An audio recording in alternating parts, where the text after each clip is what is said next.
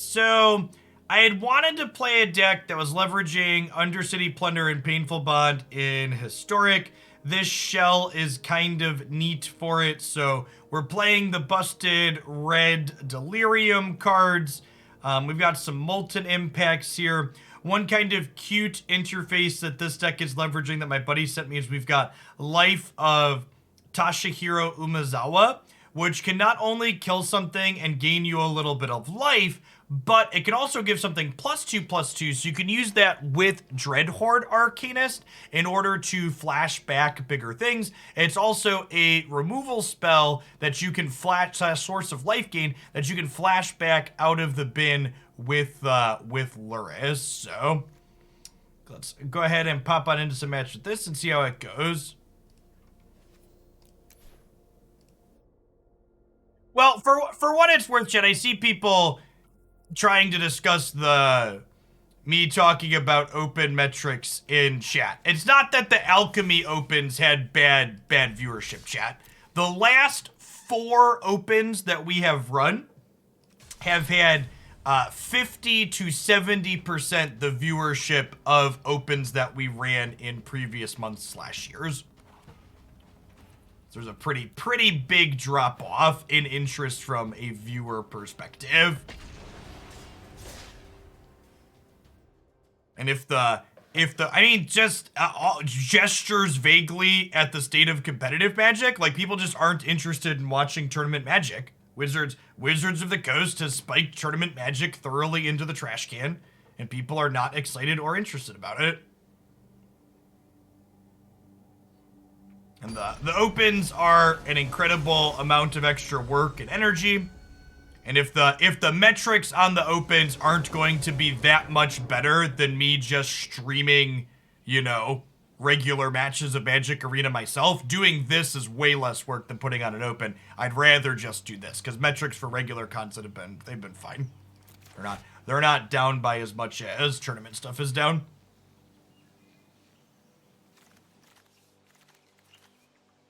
And again, just to reiterate, that's not just the last 2 opens were Alchemy and they were down because they were Alchemy. The open before our Alchemy one was Standard and that was down. And the open, it was Historic and that was down. And the open before that Historic one was Standard and that also had low metrics.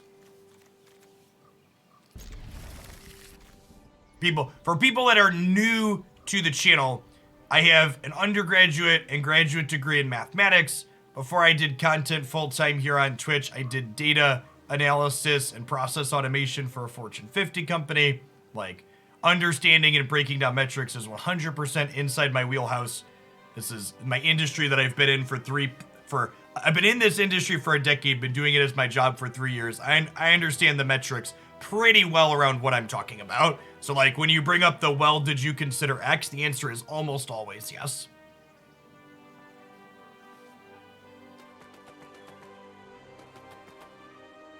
Know the ins and outs here quite well. I'm not gonna tell you I'm all knowing, because that's definitely not the case. I am just going to say I guarantee I've spent more time looking through these things and breaking it down than almost everybody in chat. Probably everybody in chat. 'Cause like, it's not your jobs to be involved in these things, right?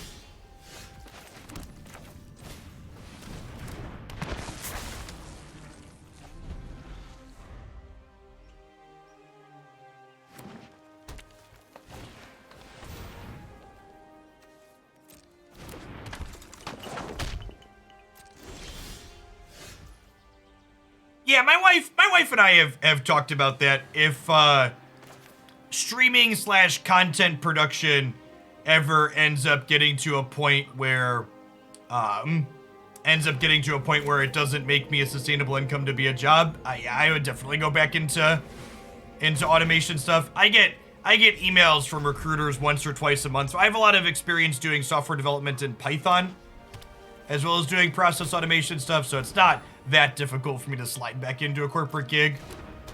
We're gonna hang out and play games in the meantime, though. Put more 1 cards, put a creature control, put twice that many instead. Interesting. Are they like an enchantment Pridemate mashup? Because this says like a Johnny's Pride mate to me, right?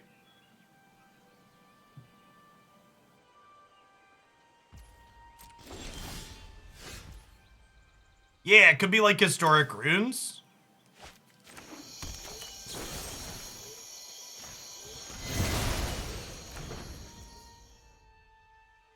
Maybe I'm just supposed to play a tapped land there. Actually, I actually don't think I want to play the Lurrus out here. I think I want to wait until I can replay something with the Lurrus right away. I should have just played a tapped land.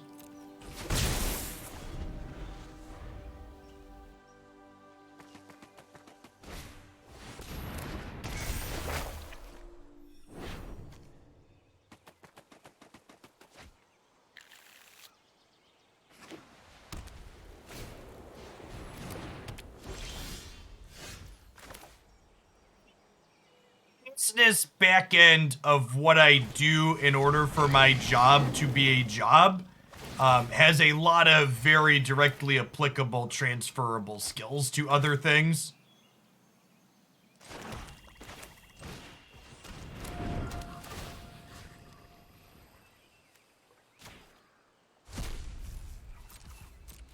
Exile that, so the restoration can't bring it back.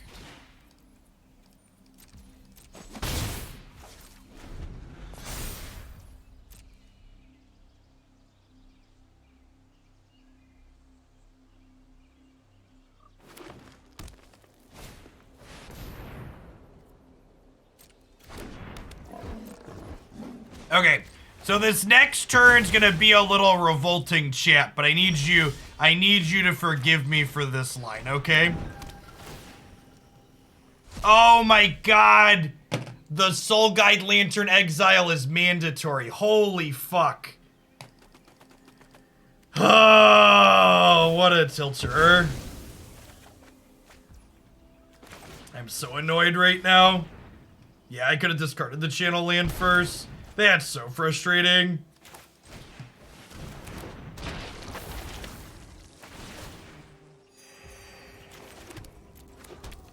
We're gonna lose this game because of that.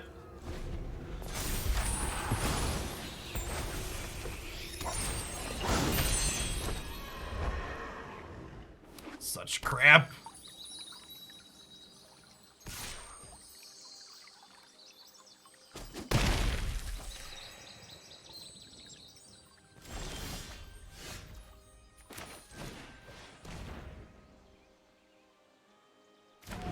Good news, chat. Based on my tapped out overlay, I am 73% to draw a spell here because we're just that flooded.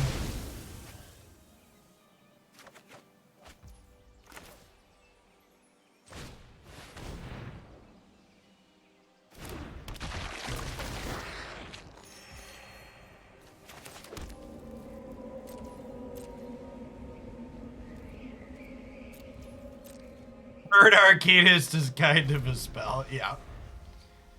Big kinda a spell energy.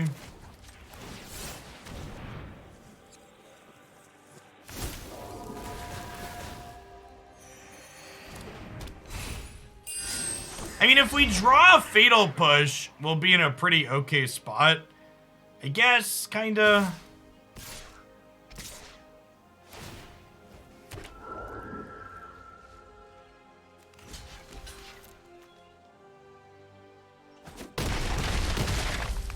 We'll be able to kill both of these with the Fatal Push.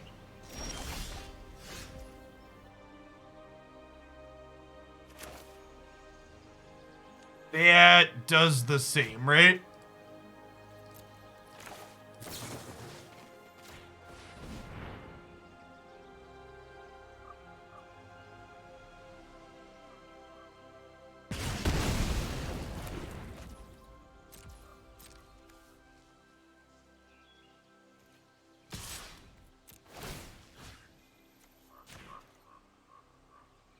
I vote we draw a Painful Bond and then 2 more lands. Why would you put that on me? What did I ever do to you?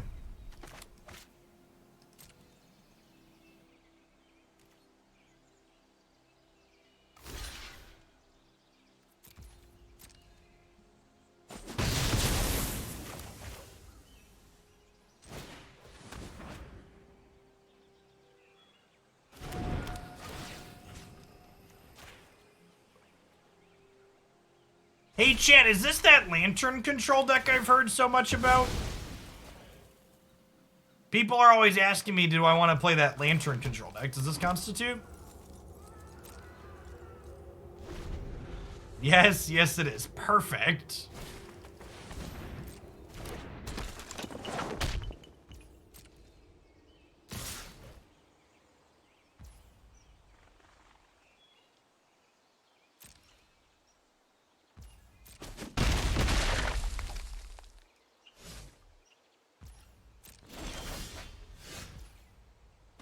Yeah, adjuncting is something.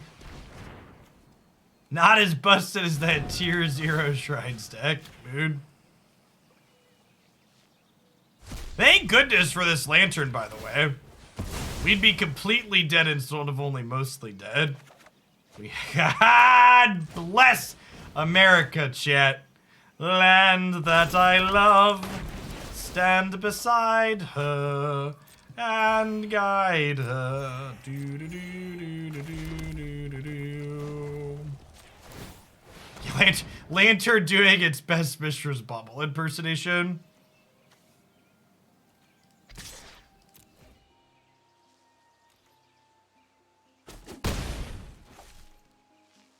I'm not even gonna get a chance to block with Darcy because of the authority of the councils. Edge. At least they like kind of mulligan because these cards don't have text currently. Hopefully that stays the case.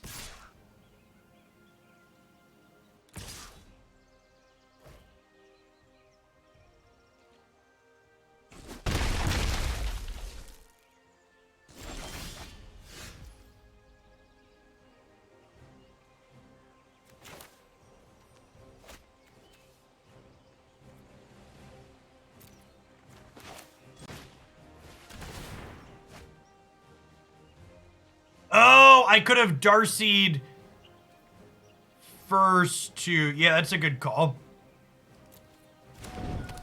Okay. Okay. We're cooking with gas, chat. We're cooking with gas.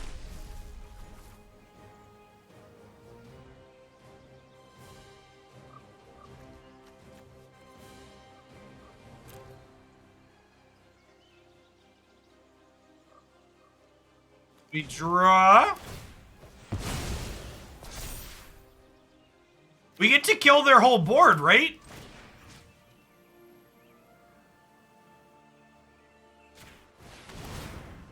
No, we just get to kill their whole board.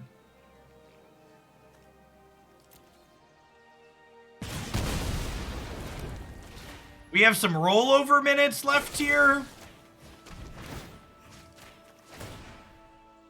We did it? Have we made it out the other side?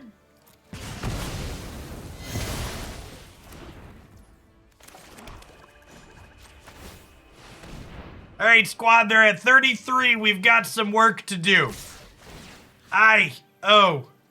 Let's go.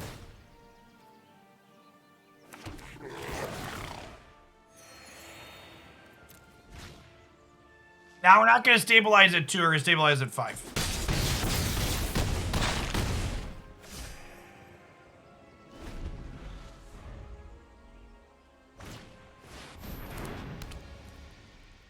Oh, that's what they're doing with this. That's cute.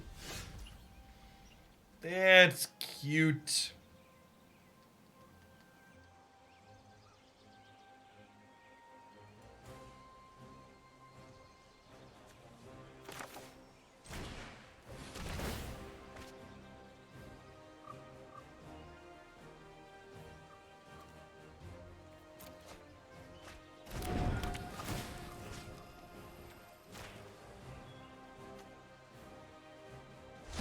We do get to give Lurrus +2/+2.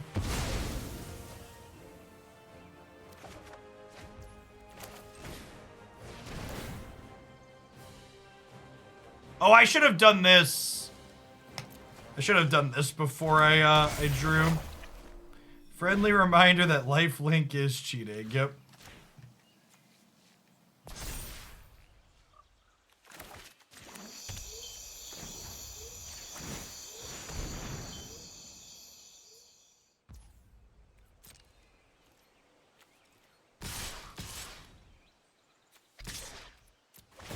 Some blockers.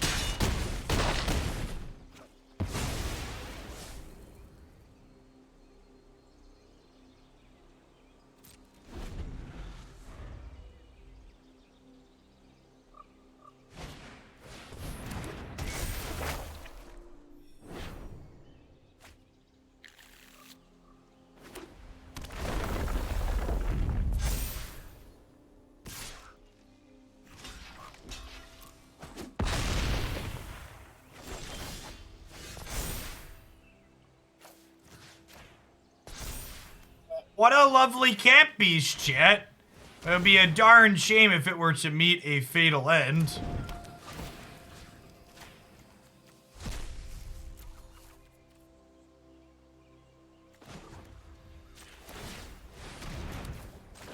Man, we get to do the Den of the Bugbear trick twice in the same day? Cracked.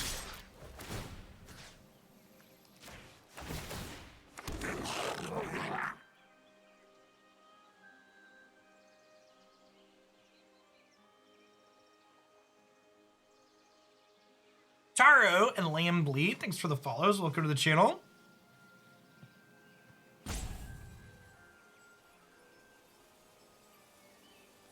Making the tokens makes me feel things, Andrew.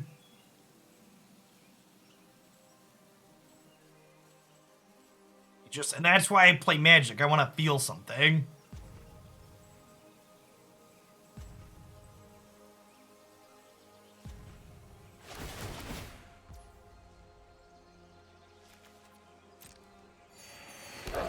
We give them 3 life with every attack.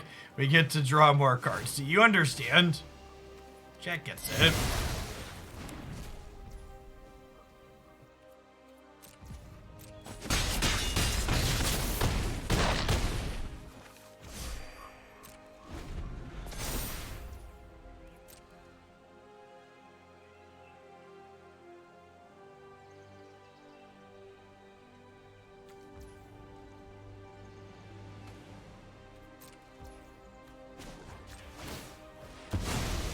Look at me!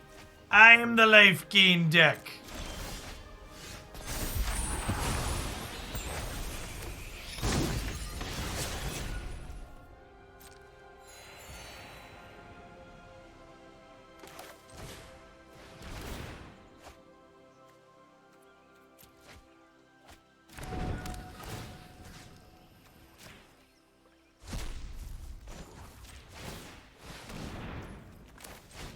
And for good measure, we'll play around, settle the wreckage here.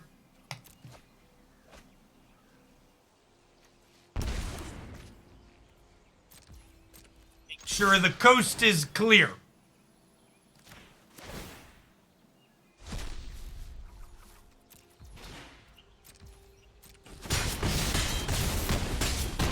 Quick spot check. That was, you know, showcasing of why Lurrus is Lurrus. Very solid, we'll just draw 2 cards a turn and power through all of the flood.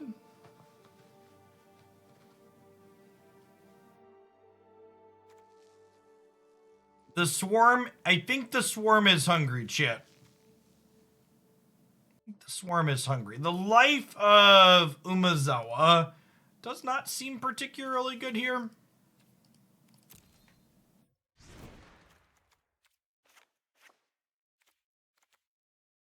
Probably supposed to leave a couple in for a little bit of life gain. Trim a Soul Guide Lantern. There's 23 lands in this deck. It's a little high. We might actually be on like 1 land too many. This is probably like a 22 or even 21 land deck with the Surveils and this being a cantrip and this being a cantrip. Better than a cantrip.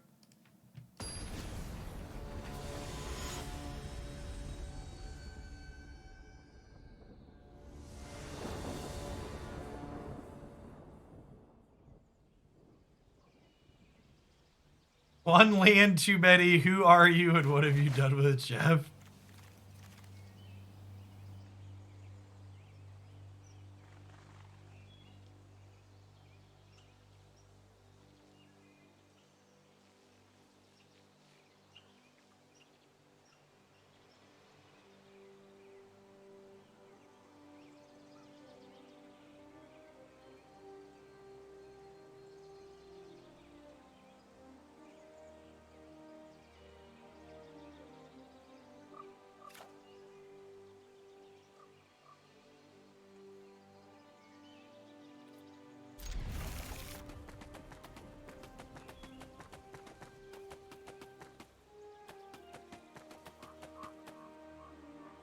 You know what other card could be good here, Andrew?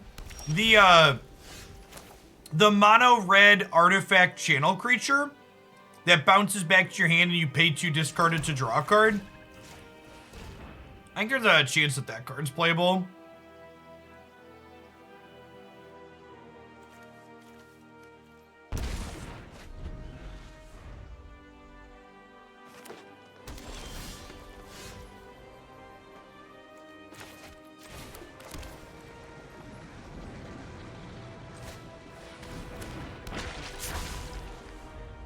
Yeah, Sniper's not worth giving up Lurrus, but the Ronin doesn't make you give up Lurrus.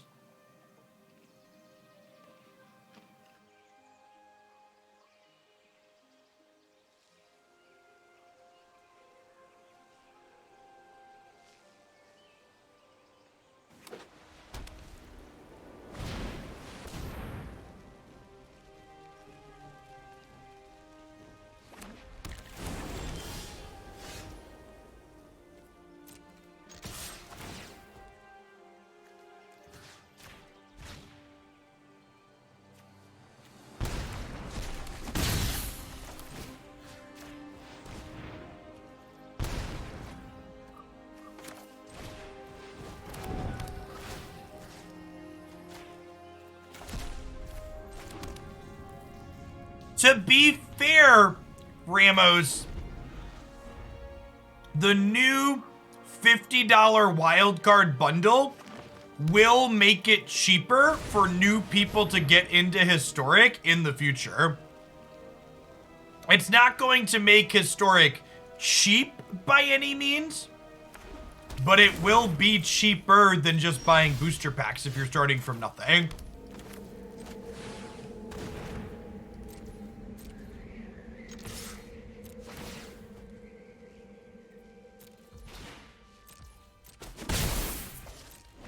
Well, these beanstalk giants are actually kind of a problem.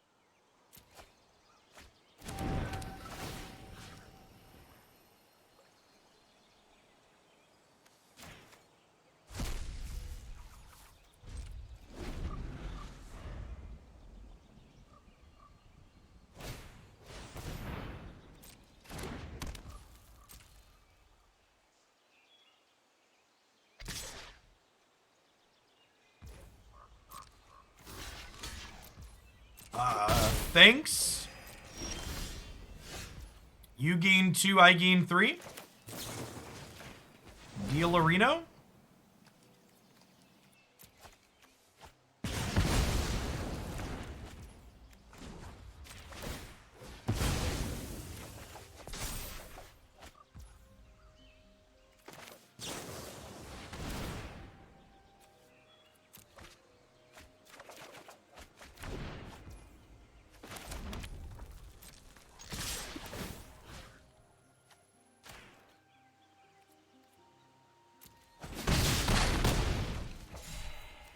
I'm glad you enjoyed it. Hard to break. Remember, folks, if you missed any of the Hooglandia Open over the weekend, The coverage archive is up on my YouTube channel. It's a long one. There were a lot of mid-range decks grinding it out. Almost 10 hours top to bottom.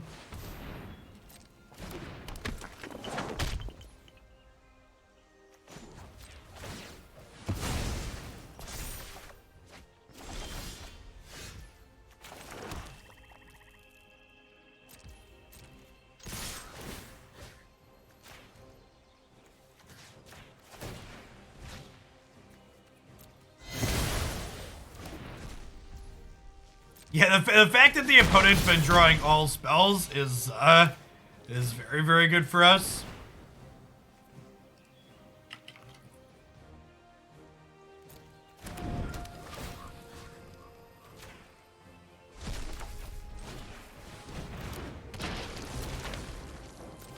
Hold on to this one in case they have like Day of Judgment or something.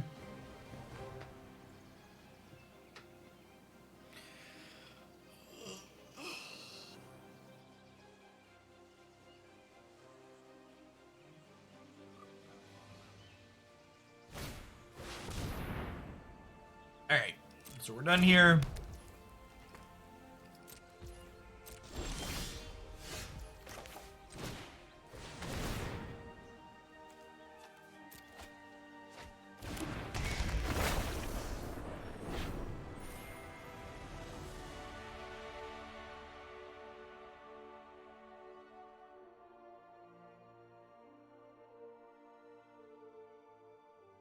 We're the bad guy in that exchange chat.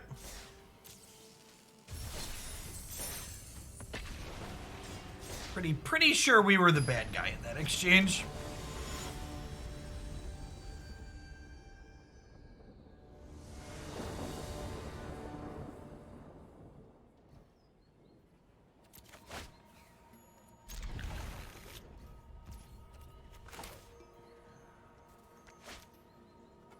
Do we Thoughtseize on one or do we Darcy on one? I like that Thoughtseize on one means that I'm more likely to have Arcanist get to connect and Thoughtseize again. I think it's Thoughtseize into Arcanist here.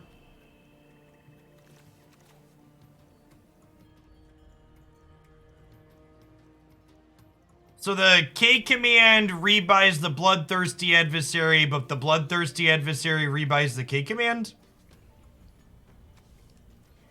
Oh no! I think we gotta take the Soul Guide Lantern to start because we want to try and flash this back. Want them attacking our graveyard.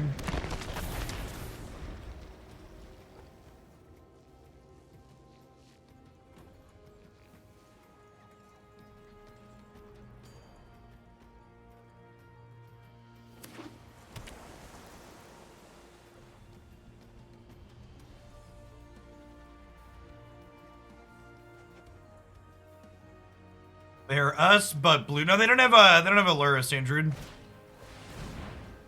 Whoa, the turn 2 expressive iteration seems loose. That card is much better than Anticipate, chat. Don't just cast it as Anticipate.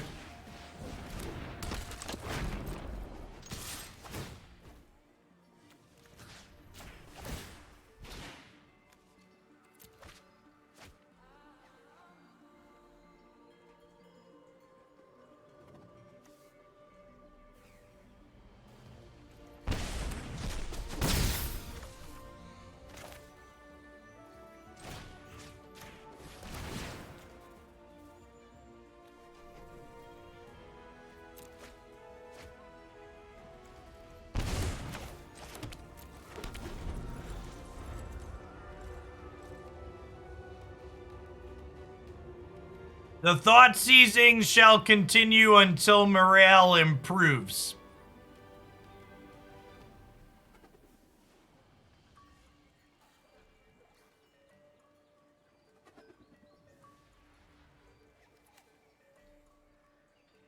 It puts the Thoughtseize on the skin or else it gets the hose again.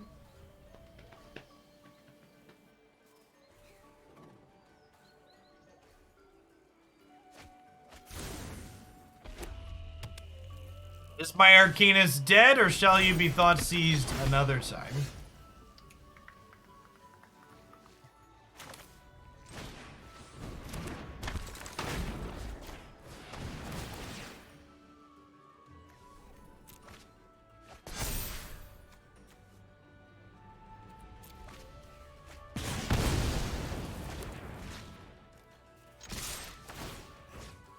Thoughtseize are cleared for takeoff. They're conceding. Need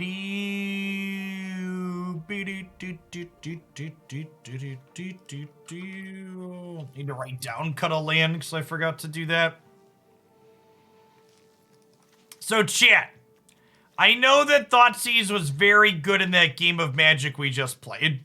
I'm cutting them. In these discard-based mirrors, you want cards that play to the board. So I'm going to bring in Feed the Swarm, and I'm going to bring in Rahilda as an additional threat.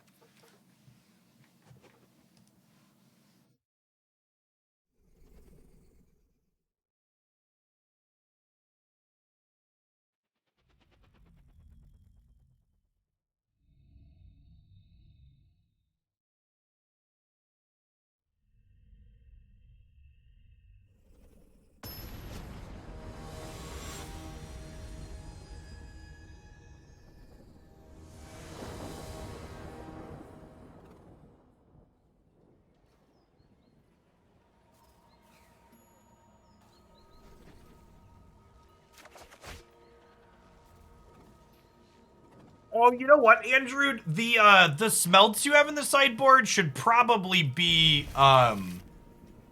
they should probably be copies of Abrade.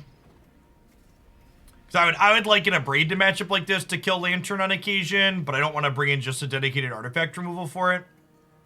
Honestly, this deck could play K-Command too. There's honestly a chance K-Command could even be a main deck card. You can play some cards that cost more than 2.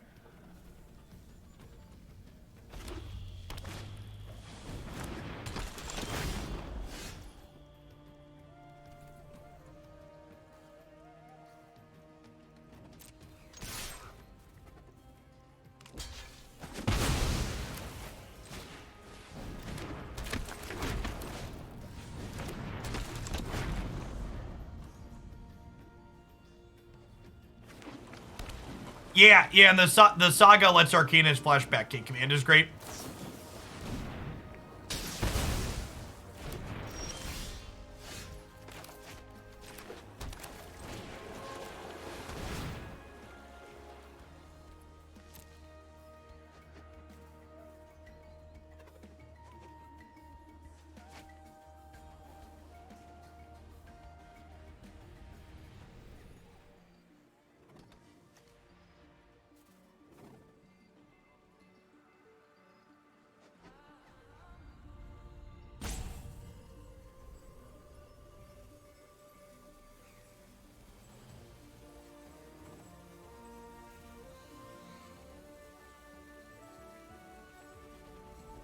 Deep in the tank here, trying to decide if they want to be mind rotted or lose another card.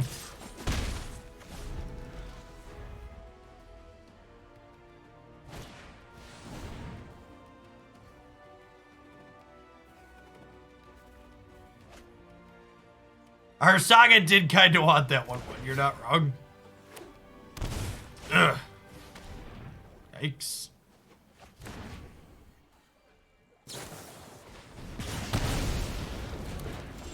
Hey, the Wargy Corgi, thanks for the 30 months. Welcome back.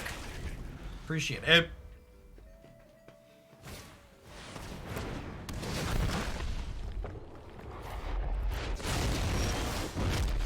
Won't get any rollover damage here, but I'm gonna go ahead and knock this out.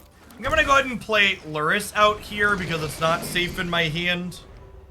Obviously, they can just have a removal spell for it on the battlefield too, but yeah, I think this is. Whoo! We're so good at magic, chat. We're so good at magic.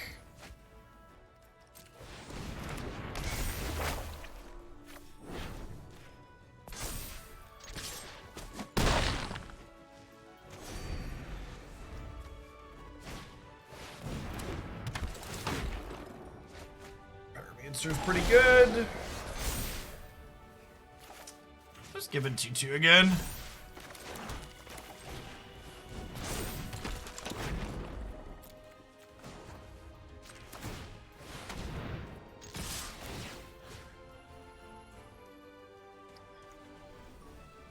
Take Nicol Bolas.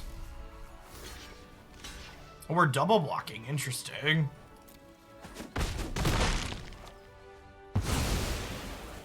Even if they have a sweeper here, this would flip over into a 2-3.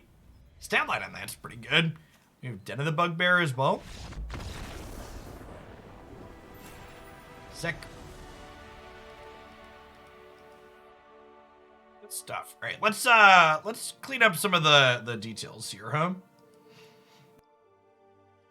Get some K commands, cut a land, I think, adjust the sideboard a little bit.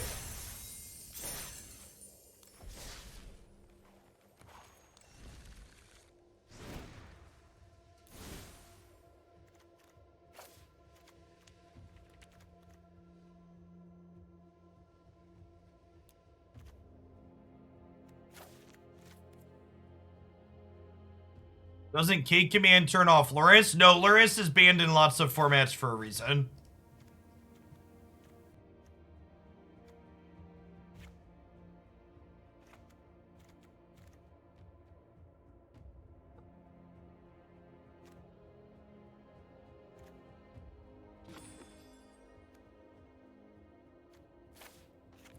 If I cut a swamp, that's 17 black.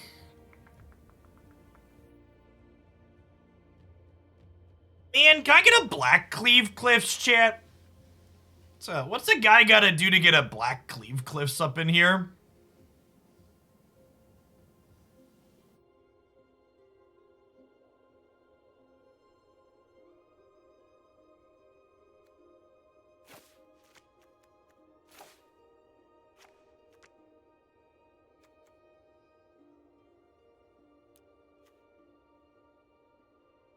Oh, yeah, that's much better.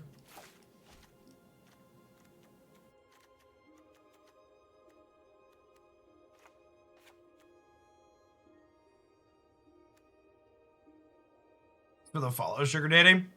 All right, what are we cutting for these two kick commands, though? Do I need 8, 10 sheep removal spells plus the Life of Umezawa? It might just be like Molten Impact or Fatal Push or Unholy Heat.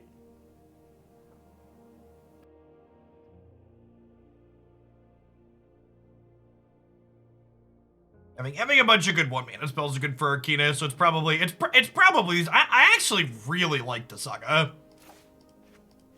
I feel like the Saga is kind of correct.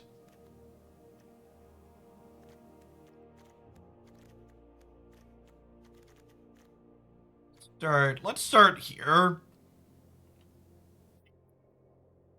In fact, I'm gonna call the deck Red Black Saga.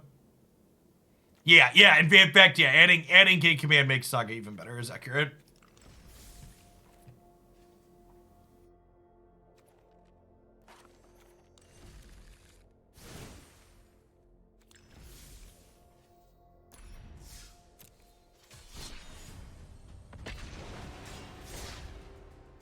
Arcanist is banned in Legacy as well, right? Is Lurrus banned there too? Or is Lurrus still Legacy legal?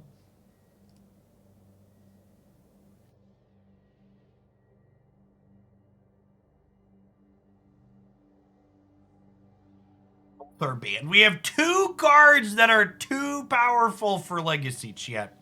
What a broken deck in a broken format. We're cracked.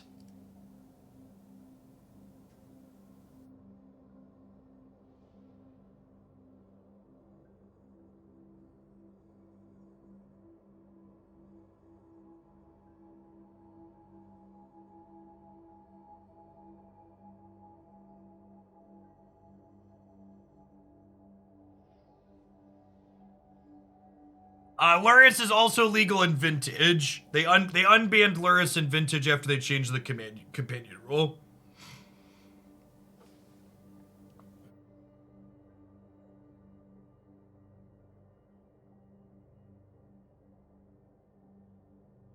That's true. Painful Bond is also not a Legacy playable card.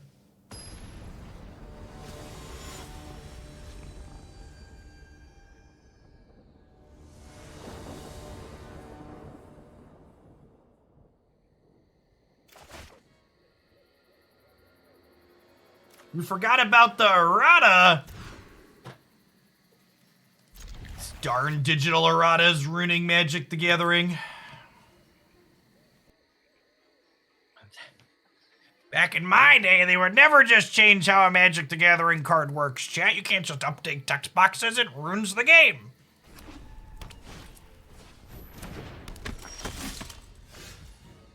That's this percentile.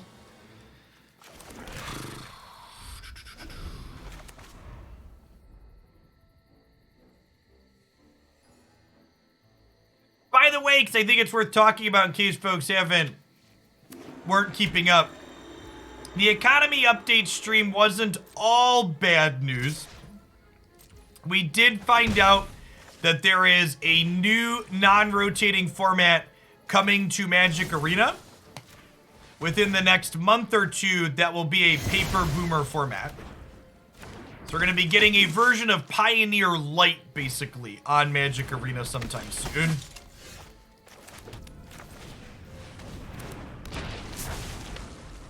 So that haven't been keeping up on. Yeah, it'll be almost Pioneer. Not quite, but almost.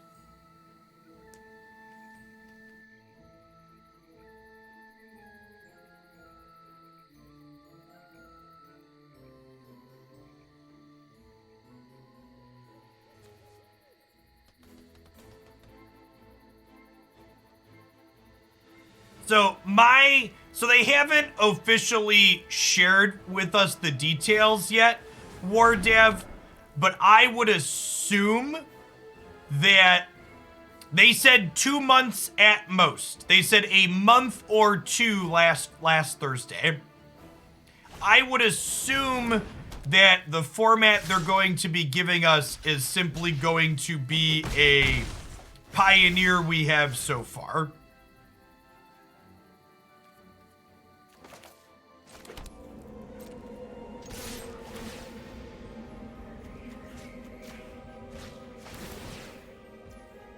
I want to pay for one of these.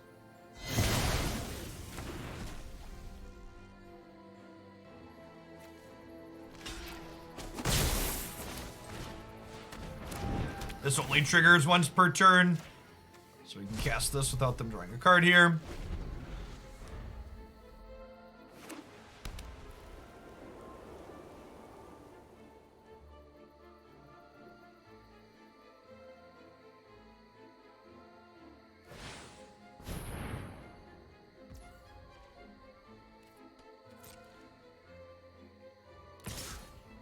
Open for another fatal push here.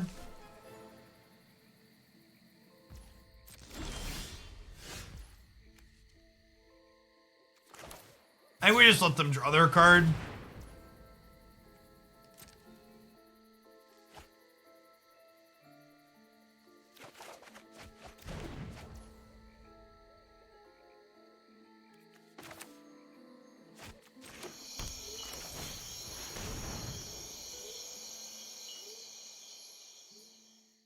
You want me to attack and then Saga?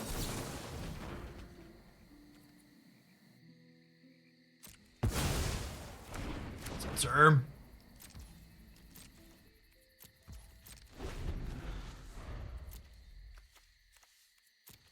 Oh, and I wanted to draw 2 more cards. Shit.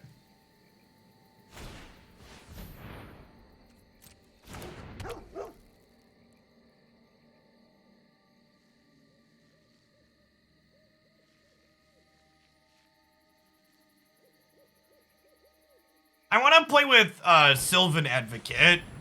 Sylvan Advocate with these new creature lands sounds like a ton of fun.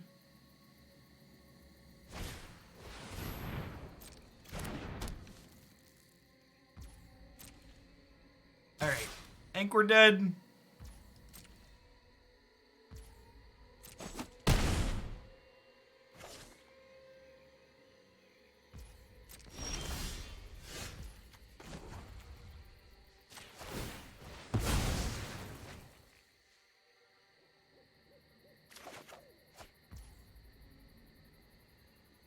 I also really want to play games of Magic with Flip Nissa.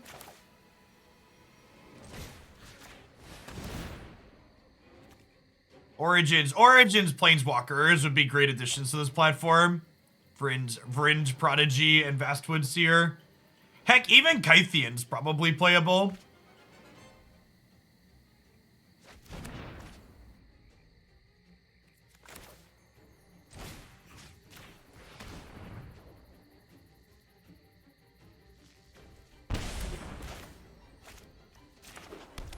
Seasons Past is not playable.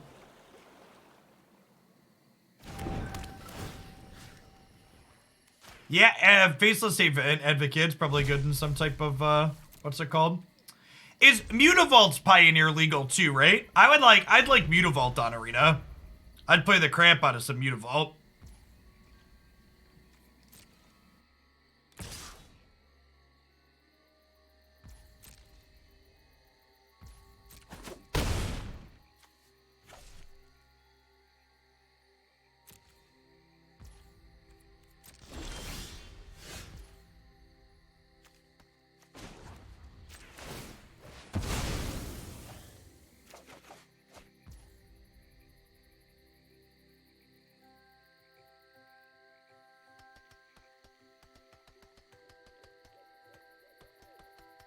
Fun and nostalgic, almost certainly. Yeah, that's fair.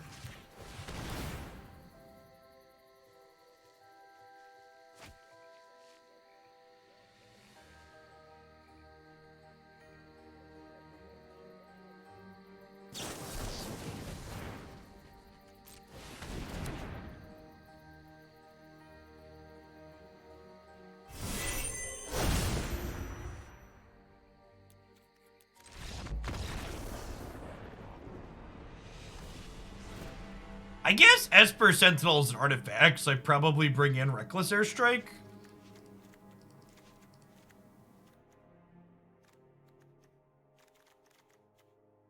City Plunder is definitely not very good here.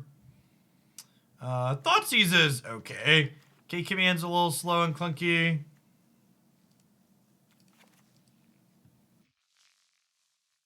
Yeah, they do occasionally give stuff flying as well. It's definitely an accurate summary.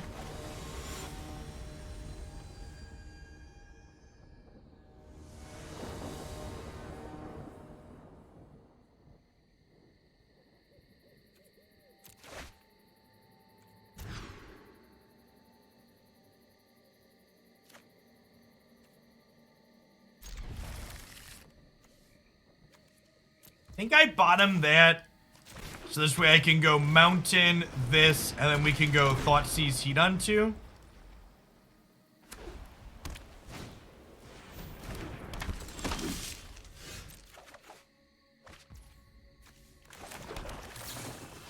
Now we'll just do... I think I'm supposed to pay for this.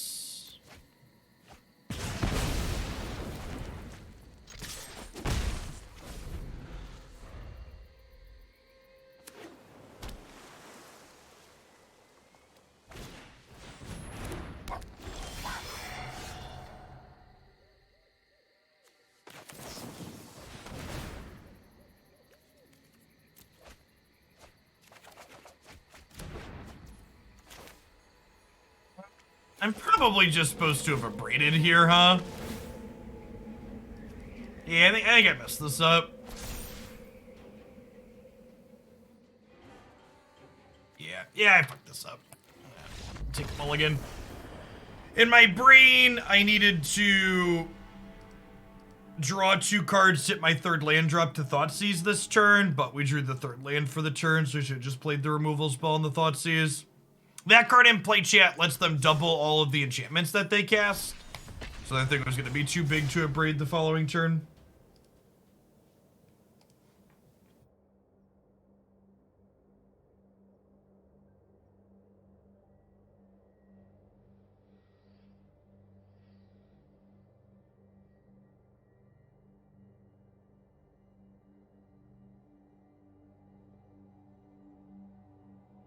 I see people talking about the original Ravnica block charms, or the return, I guess not even original, the RTR charms. Is it Charm, Orzhov Charm, Simic Charm, and Friends, Boros Charm? A lot of those cards are super playable magic cards too.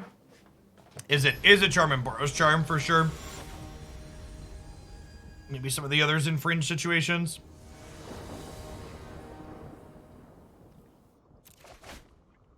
Yeah, the light pause is basically just yet another,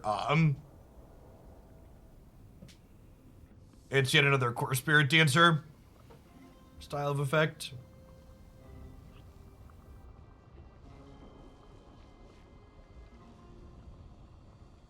Another Lurrus opponent. Could be another red-black deck, but probabilistically it's another Auras deck. The top 3 decks in Historic right now are definitely blue-white control, Phoenix, and Auras. Is there going to be another deck after this one? Nah, probably not. If we have a deck that's like a total bust on the day, we'll probably play another, but this one seems reasonable enough, so we'll probably just do a full session with it and then move on to Pokemon Unite.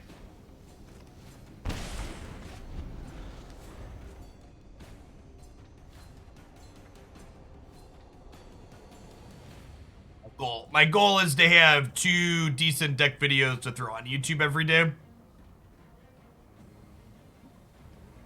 I think we've hit that bar already, so I'll probably do this for another hour or so, and then, ooh, that's a really good one. Slide along to uniting the Pokemons. Goodbye, Squirrel.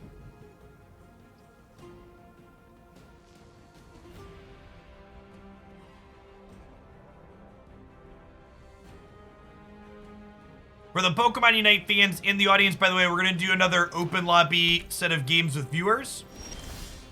So if you are veteran or higher on the ladder and want to play some games while I'm jamming on my secondary account, we'll be doing that all afternoon for the last few hours of the stream. Not Painful Bond here to start, so we can do Thoughtseize.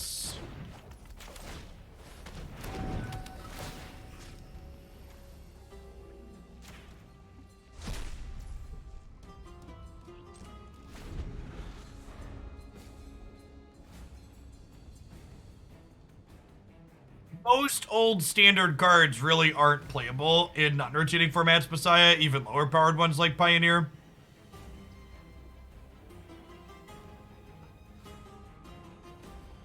Like, the idea that Magic's non-rotating formats exist so your standard cards aren't worthless when they rotate is very just not true.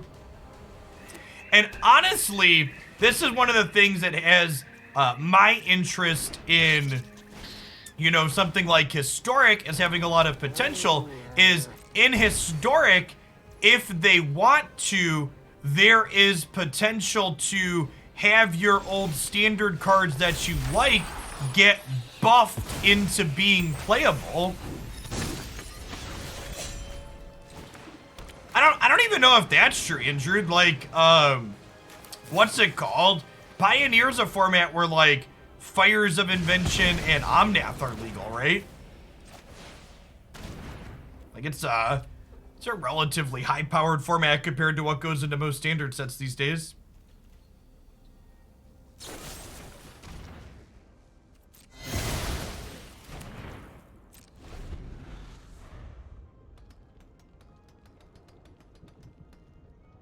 Yeah, but they're not in standard currently, and they won't be in standard. Like, the cards going into standard right now are lower power level than those, right?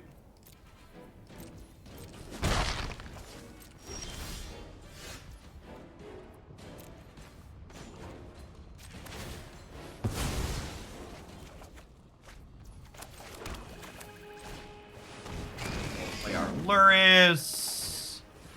Soul Guide Lantern, their card that they can bring back with their Lurrus.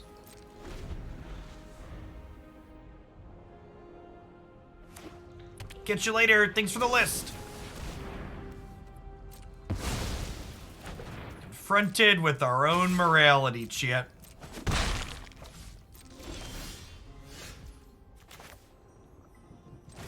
Well, we're definitely going to get to draw a card off of their deck with this one, because there's no way they bin the Lurrus.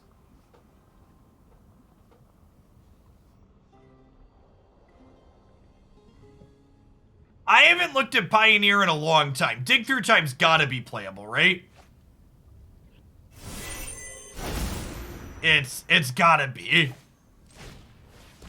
So there's no way the format's that cracked, right? Dig Through Time's like a supremely powerful card.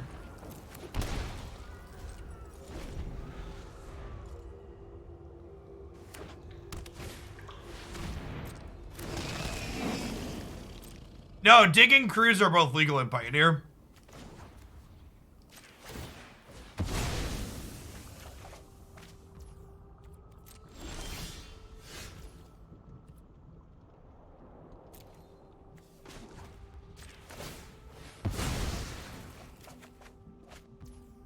Memory Deluge sees play over Dig Through Time.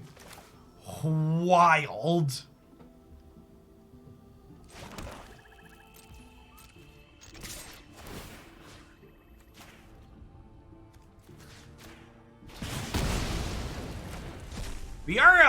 We're kind of grinding this food player into the dirt, huh?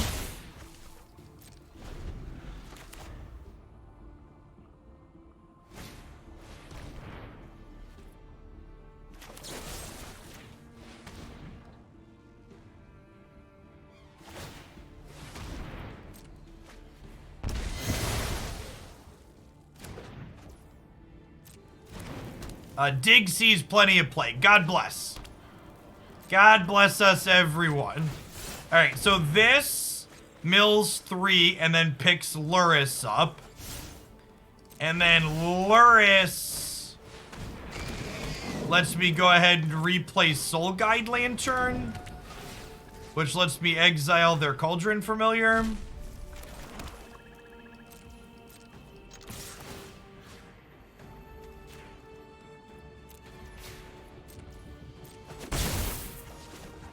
Oh, I should have done this first. I could have hit the Saga.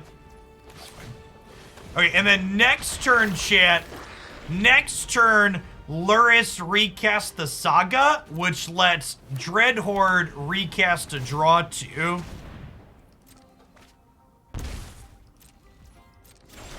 Value.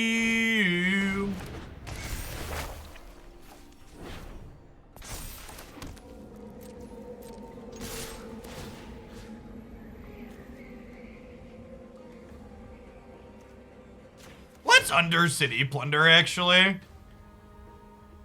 Oh, I guess I could have just Thoughtseize them. Yeah, maybe I'm just supposed to Thoughtseize them.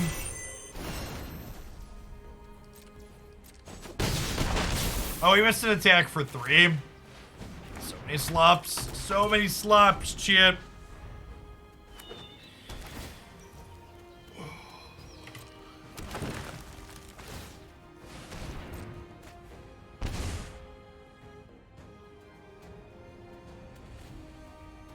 Only 2 companions are playable. Always has been meme.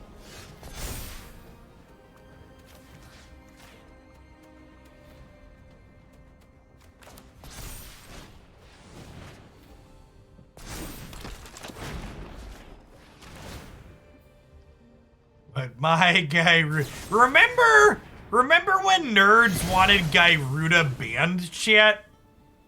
Do you remember that week? What a funny week.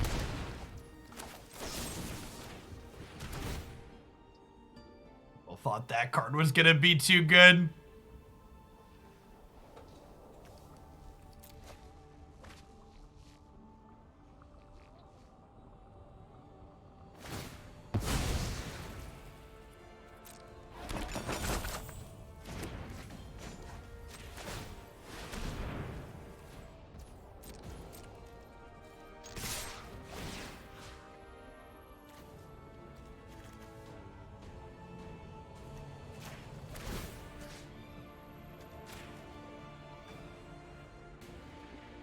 Hate Vonu.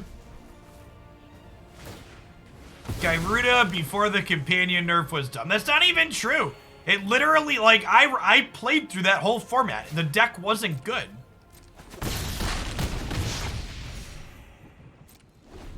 Like, I believe you that you were annoyed by Gyruda, but, like, being annoyed by a playable Magic card is, like, how basically every playable card works. Magic is a game that thrives on annoying people. Magic is a game that's explicitly designed to elicit strong emotions in both directions. Makes people both incredibly happy and incredibly sad.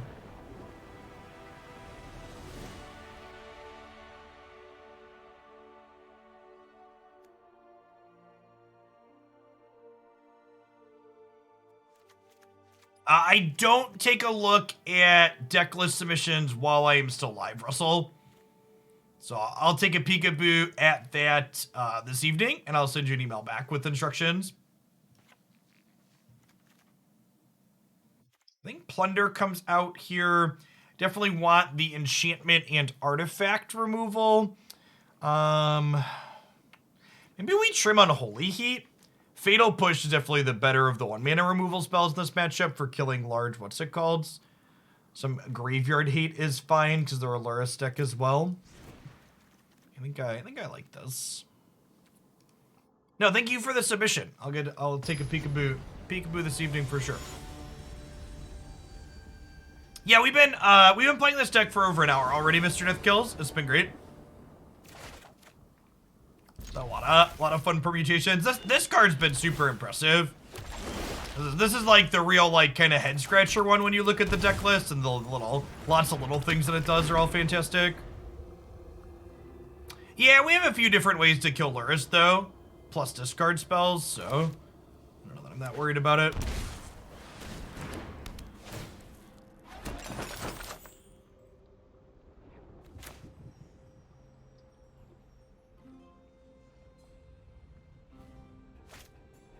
Yeah, sagas are an amazing card type design. I really like the design space they pushed into with these ones in the latest set where they turn into enchantment creatures. Did a fantastic job. The swarm is hungry, chat. I'm actually in for a 4th land. It is a nice callback to GTA. Without actually putting GTA in the set, which is great.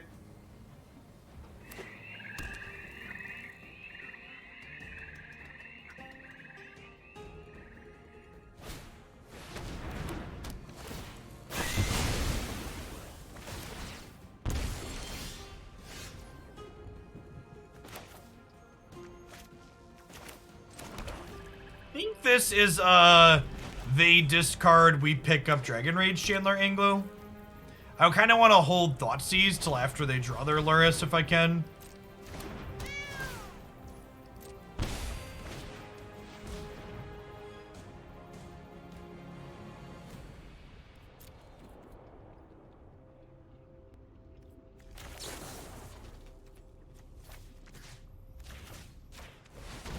Then do this in response.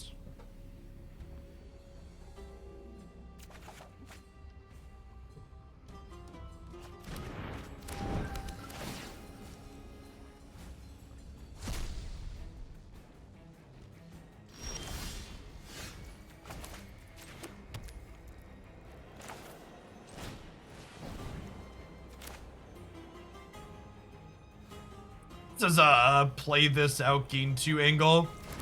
Again, I'm just gonna keep sitting on this Thoughtseize till I draw Lurrus to hand, I think.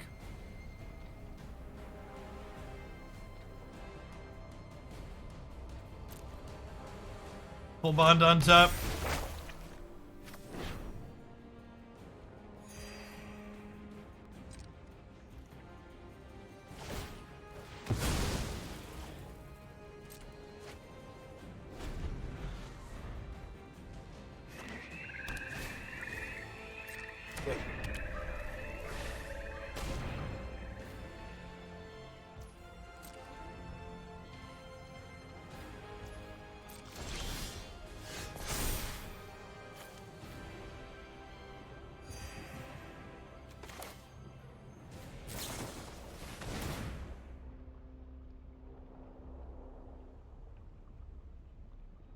Skipping on the Undercity Plunders probably isn't that big of a deal. I think Painful Bond's definitely the more important of the new cards in this archetype.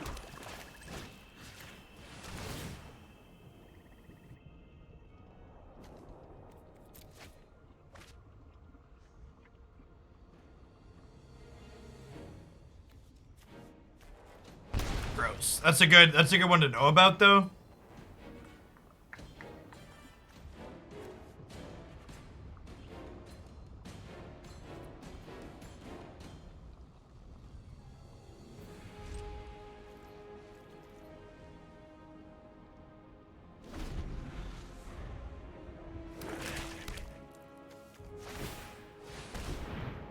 Our Grixis deck with Painful Bond and Iteration. What's your win condition in that scenario?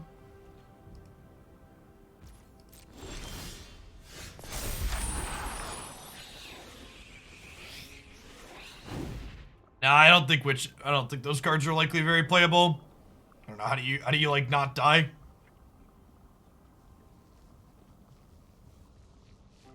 Not like you just spin your tires a bunch and then get run over.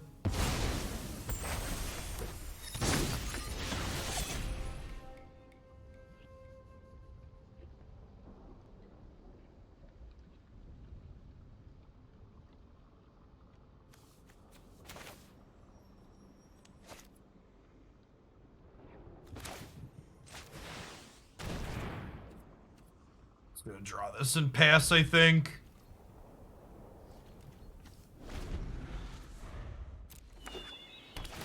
Culling Ritual notably doesn't clear Lurrus.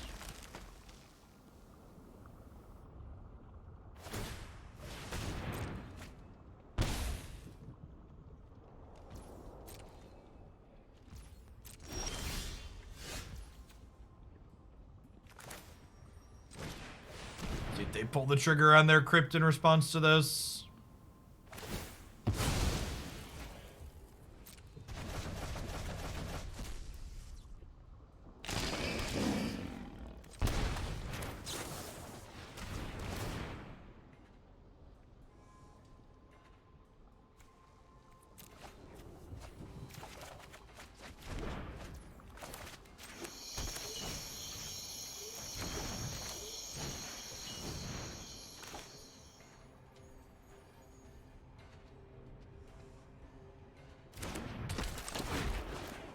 Get rid of this Culling Ritual.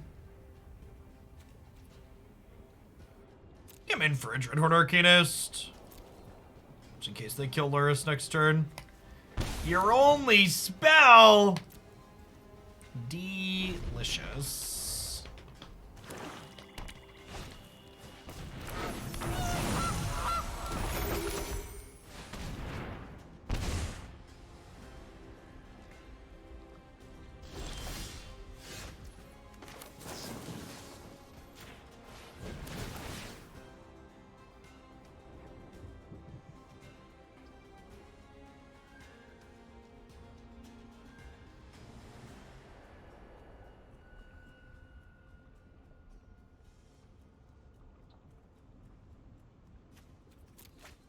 Really find something to cast with Lurrus here.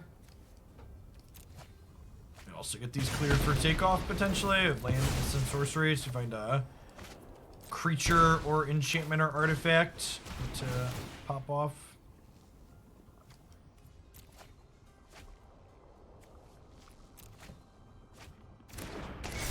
All the lands right into the bin.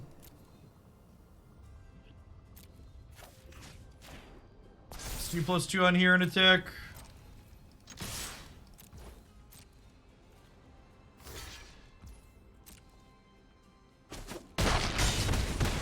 I hadn't cast anything with Lurrus yet for the turn, so offering this trade here was fine.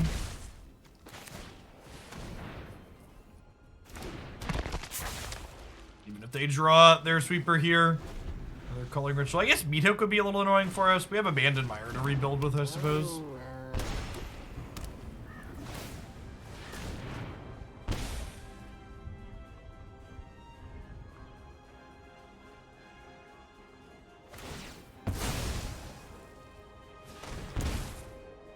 Yeah, I mean, Lurrus makes the channel cheaper, but generally speaking, we want to save this to rebuy our Lurrus. Alright, so actual worst case scenario. Heals Magic Man.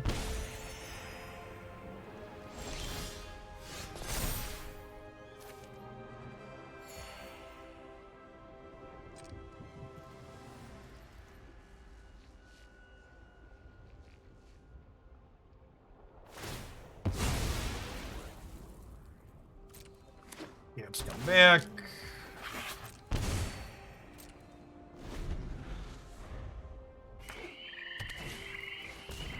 Hey, Bubbick. Thank you for the entire year of support. Welcome back. Thanks for keeping me around.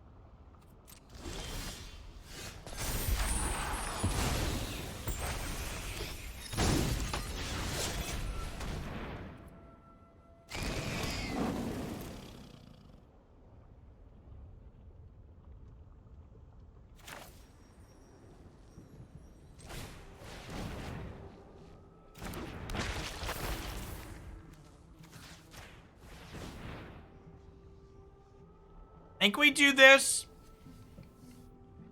And then next turn, the Life of Saito can make our Dreadhorde Arcanist draw cards for us, potentially.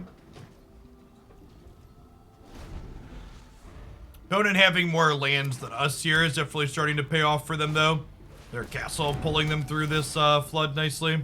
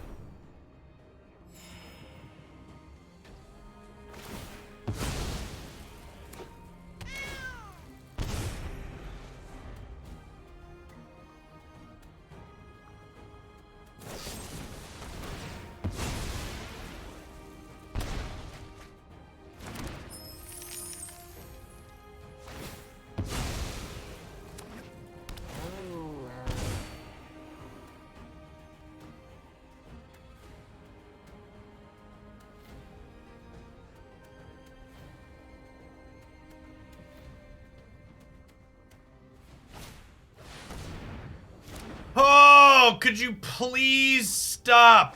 For the love of God. Ugh. Ugh.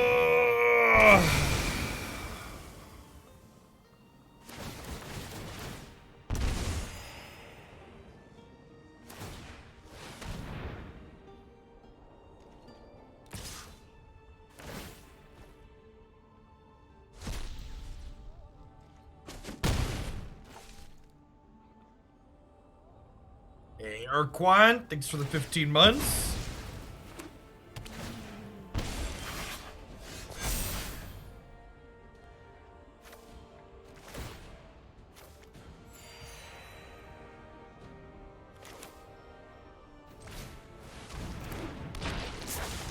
Actually just did, right? Oh, what a miserable experience.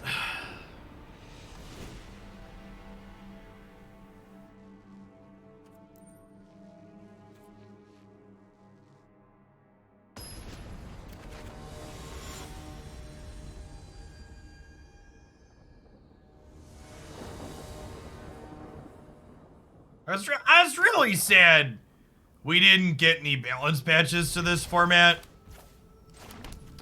Feels like it was such an incredible miss to get no changes to any cards in any format.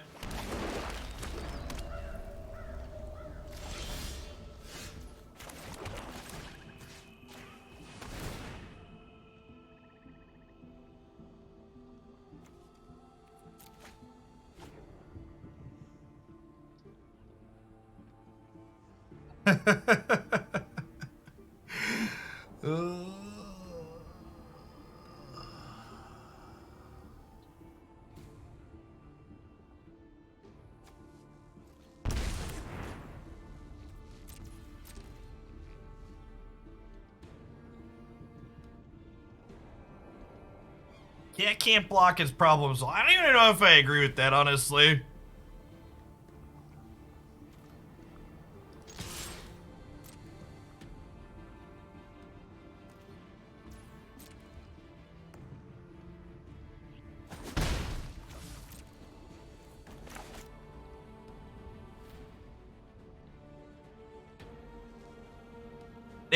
That's another reason why I'm looking forward to their new non-rotating format coming, our Pioneer Light variation that we're gonna get on Magic Arena soon. Having another non-rotating format to poke at would be great.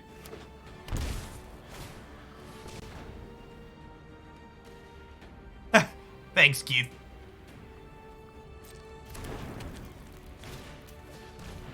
I think a lot of the people that get annoyed with, or are critical of, or are upset with the way I manage my Twitter and social media are folks that will never experience hundreds of people tweeting at them in a day, or, you know, dozens in the average day. And honestly, good for them.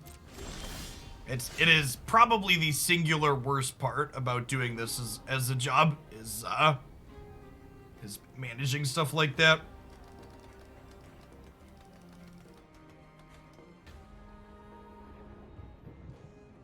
Well, that card doesn't allow Lurrus to work, Ziv, so no.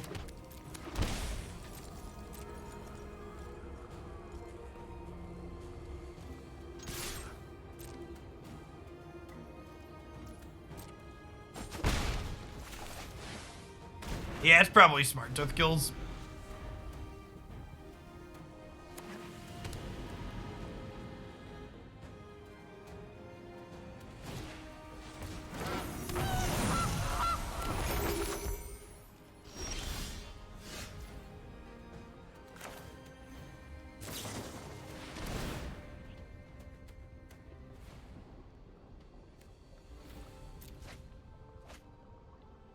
Bond is very good. Very, very, very good. Some Holy Heat here.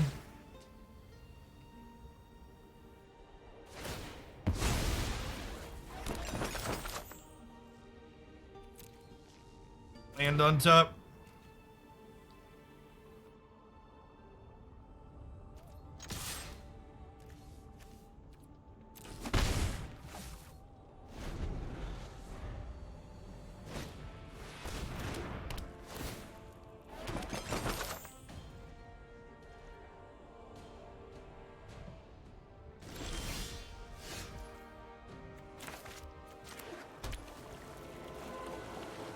So I don't have second black for these meat hooks yet, technically. I'm really kind of big sad that I ditched the Feed the Swarm since they drew Trail of Crumbs.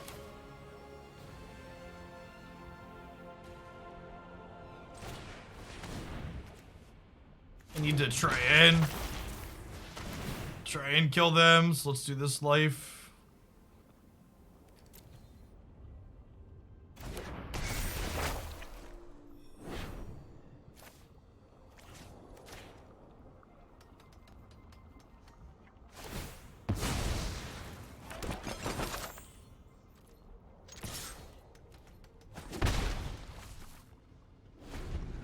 for what it's worth, Keith, just to give perspective, like, I chain blocked a little over 1,000 people that were engaging with and supporting tweets that were dogpiling me last week. And less than 100 people out of those 1,000 that I chain blocked were among the over 16,000 people that followed me on Twitter already.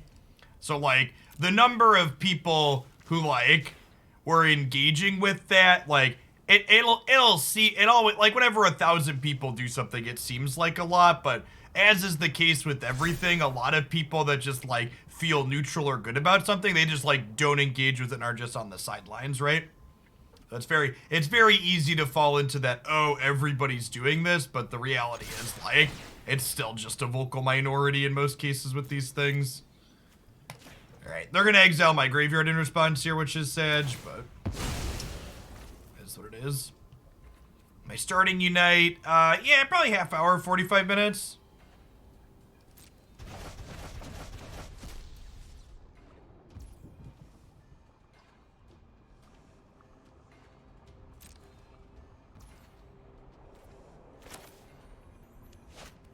Yeah, it's super narcissistic.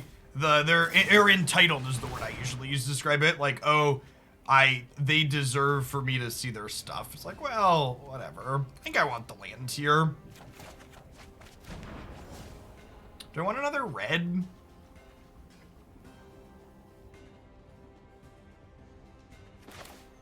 Do I want a third red? Am I playing Darcy out? I don't think so. Yeah, let's play Darcy. They draw land and hook these, and this isn't getting hooked. This is losing me 2 currently. Steal the squirrel. Squirrel!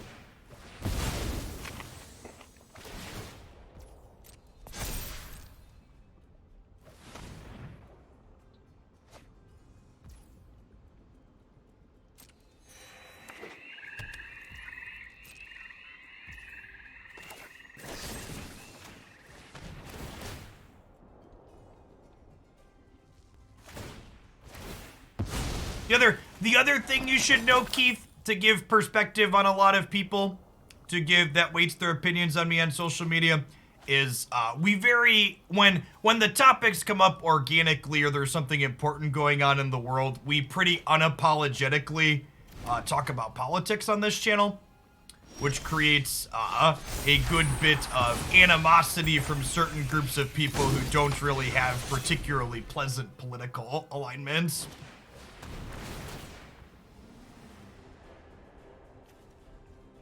Thanks for the follow, Mad Jawa. Welcome to the channel. I have a creature land already, so I think I'm bidding that one.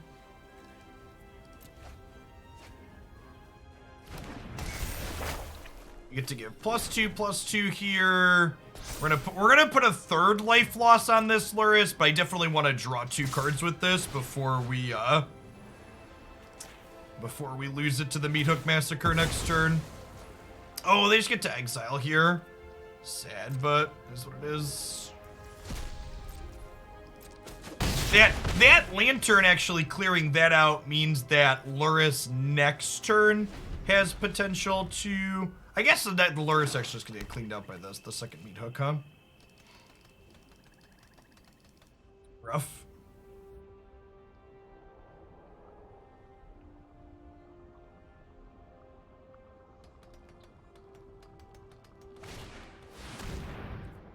Yeah, as much as Alchemy is my favorite Magic format in a post-Fire Design world.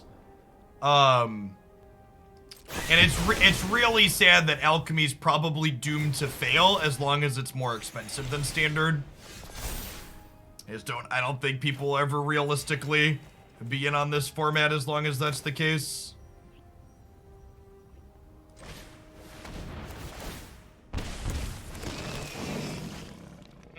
I guess we just play this out here, huh? Because this way, if they want to Meat Hook the Lurrus, we have a Saga left over after the fact still.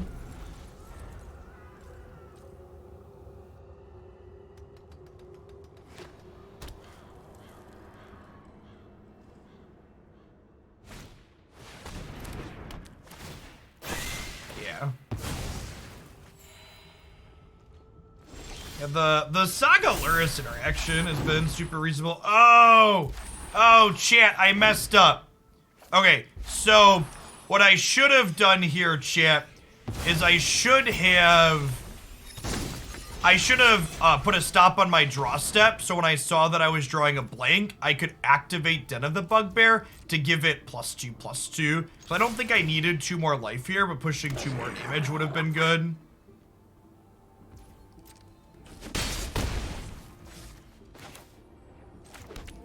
Well, yeah, so, like, Alchemy's more expensive than Standard the same way, you know, Historic or Pioneer or Modern are more expensive than Standard, right? I agree with you that putting your resources into an Alchemy deck means you're less likely to have them blown out from under you because we balance adjust instead of banning things outright. But at the same time, the upfront cost to get into Alchemy is higher than the upfront cost of getting into Standard.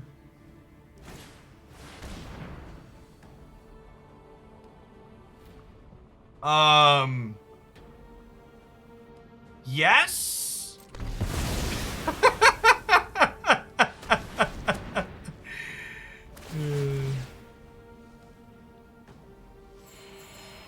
Hey, Tony, you can find the archive on my YouTube channel here.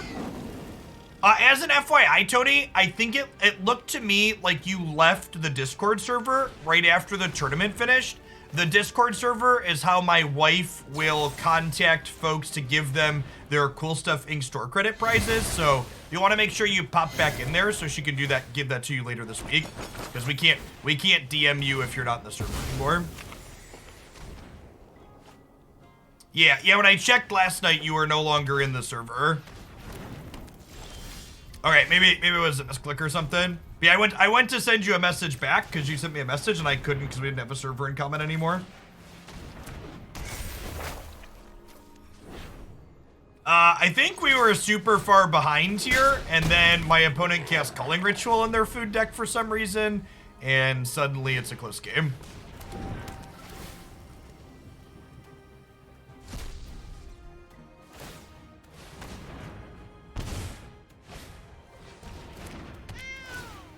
It's no longer a close game, chat. We're dead. Alright, we're done playing against Cataphant. I'm gonna play another match or 2 of Historic, but definitely after that match, been given a good reminder of why we've only been playing Alchemy in Standard. This deck we're playing has actually been fun and interesting, but the biggest thing I can, you know, we've talked about this before, you don't play a Magic format because of the decks you get to play. You play a Magic format for the decks you play against, and food, auras, blue-white control, the decks you play against in Historic lately in a competitive setting they're kind of stinky on average, in my opinion. I love non-rotating formats from the idea of brewing and new things that you can work on with the deep card pool, but just the top decks are so rough at the moment here. I like the idea of what we're doing a lot.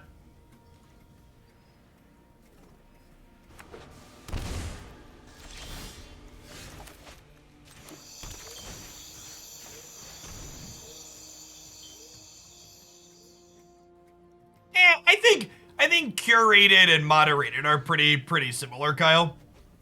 Moderation is a form of curation.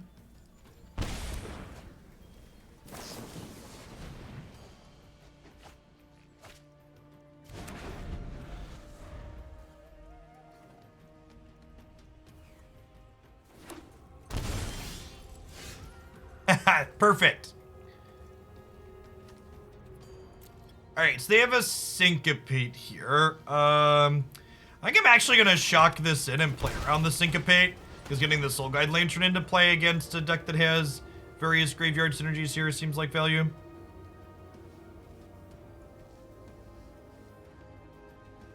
A decent lawyer must be pedantic about wording. That's fair.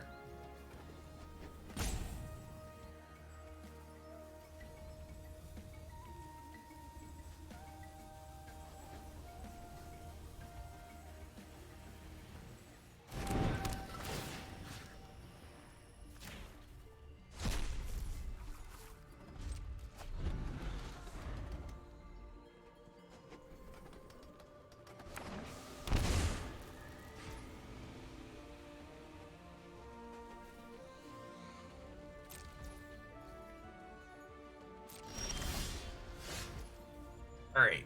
Well, now, so we have two options this turn. We can go third untapped land, draw Lurrus. They don't get to syncopate. We could go tapped land, pass Painful Bond on their turn. I think I just want to draw my cat here. Thanks for the 2 years, D-Beard. Welcome back. Appreciate it. Sag. My poor kitty cat, Chip.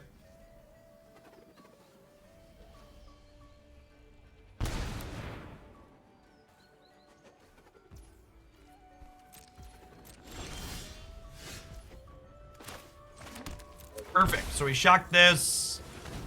We cast the Arcanist around this Syncopate. And then we pass back to them, and we'll get to Painful Bond at their end of turn.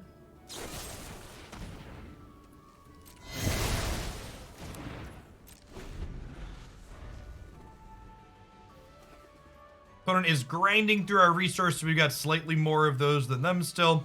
They'll obviously be able to counter this, but like, the Syncopate's gonna get something at some point if we don't draw exactly into their Thoughtseize, so it might as well get this now at their end of turn.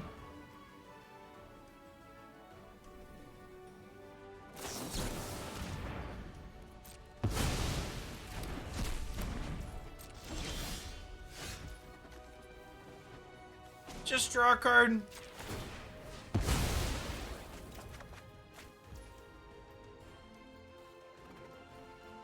Yeah, I agree, Kyle.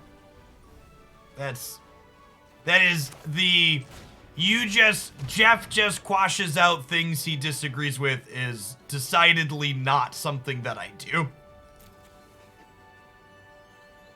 Oh, that's gross. So punished for cycling the lantern, good golly.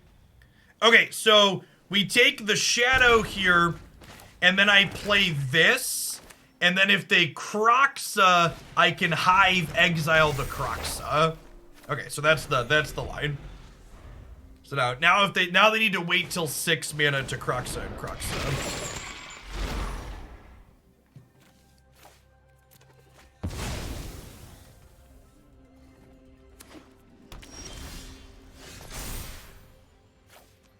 Put my stop down too slowly.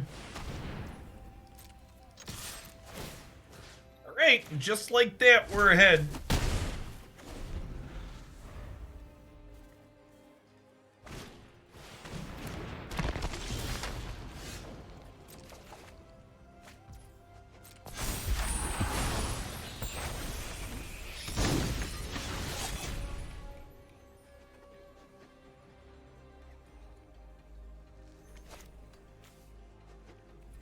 I want to hold on to Fatal Push, right? Because Fatal Push can kill a large Death Shadow and Unholy Heat cannot. Yeah, this card is like when my buddy Mike sent me this deck list on Discord. I was like, and I read everything on the Saga. I was like, oh man, that really does a lot of things we're interested in doing in this shell. And honestly, this is the neatest thing about non-rotating formats, is a card like this is just like barely a blip in Standard or Alchemy, but you get to a format like this where it interfaces with a bunch of cards that aren't legal in those other formats in really powerful, interesting ways. That's what makes Magic's non-rotating formats excellent. You're just like, oh, okay, this thing that's normally useless is actually pretty good here because the context is better for it. I prioritize taking their creatures out of here to play around AK Command or a black channel land.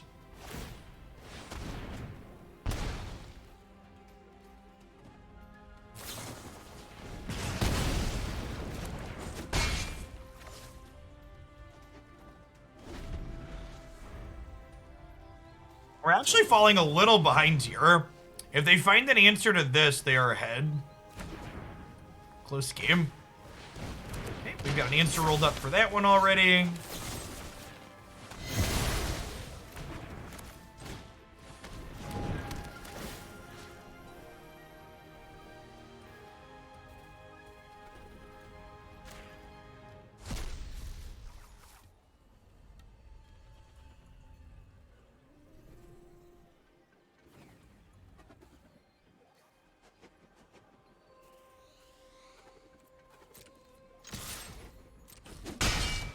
just chill on this, because if I draw exactly King Command, I don't want to have it get discarded.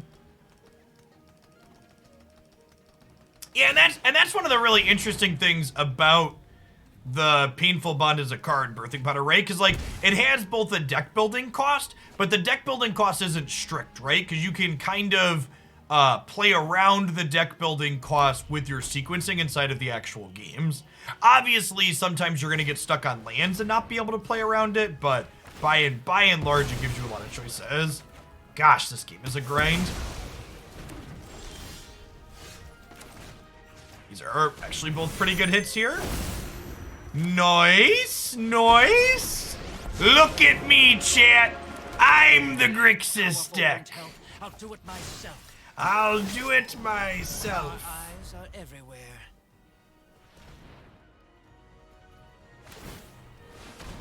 So this is lethal on its own. Plus we've got Kaido Boy here on the back. And this is the power of Plunder, right?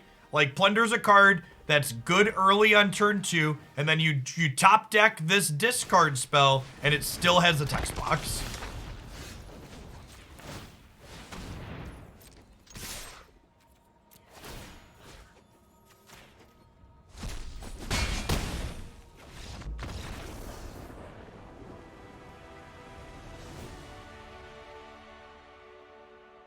All right, so Grixis, they're kind of mid-rangey. I need answers to Kroxa and Arcanist and stuff. I think Unholy Heat's actually kind of mediocre here. Fatal Push obviously cleans up all of their stuff really nicely. Feed the Swarm might be okay. Kills Death Shadow for just 1 life and Kroxa for 2. It's a sorcery, which is a little bit sad, but otherwise fine. Rahilda seems good. This is probably a matchup where this card's actually not that great. It doesn't really kill any of their stuff. I think we leave some of them in because, like, it's a threat and, like, it pumping Arcanist is okay. But maybe we go down to 2 of these when we bring in the 3rd Feed the Swarm. Just because we like killing Arcanist when it comes down on 2 seems pretty important.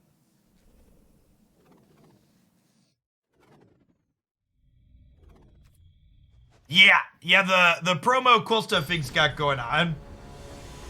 We've got a sweet Jeff Hoagland themed vampire token. So they have counter magic guard yourself, which changes the context on do I want discard spells out in the discard matchup. So them having access to counter spells means they're a bit more likely to still have cards in hand in the mid to late game.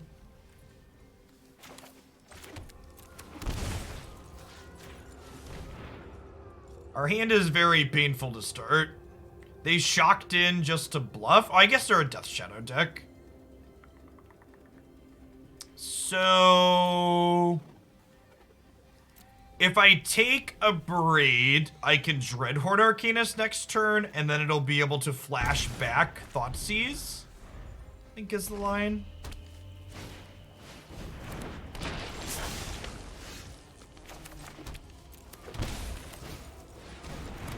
The decks I see here in Mythic are very different than my rank that's gold or plat. Well, the important thing you have to understand is that there's thousands of people playing tens of thousands of matches of Arena every single day. So, like, any given small sample that you see here on this stream or that you play at home are very small sample sizes.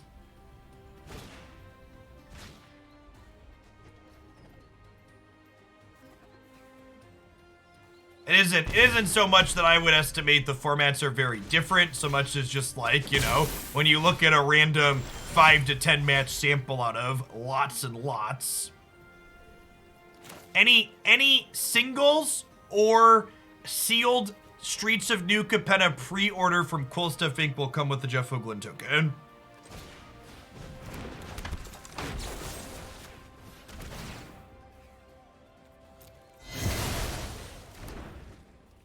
Yes, that's also true. There's a lot of people. The prizes in the actual ladder aren't super meaningful, so a lot of us are just filthy casuals playing Magic Arena for fun, chat. Can you imagine the audacity playing Magic Arena for fun?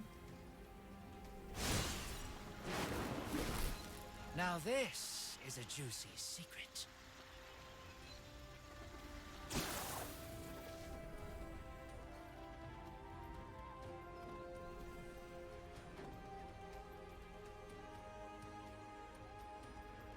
Blasphemy, but the good kind. Yeah, exactly, Joa. For people that are new, we're a pretty casual stream, and like all the things that we do, what's the best word? I like to describe the setting of this channel as competitive casual, if that makes sense. And what I mean by that is we don't take ourselves super seriously and only play like meta picks and absolutely try hard, but I do try my best to play well and be competitive within the constraints we're giving ourselves.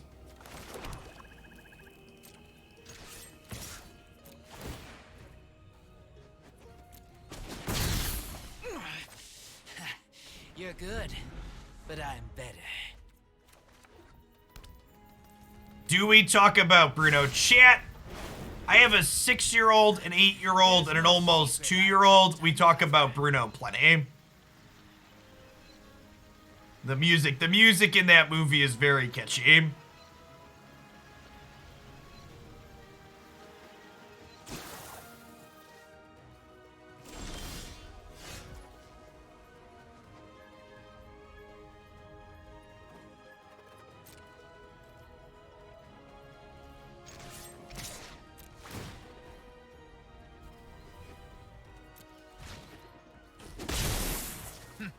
That all you got?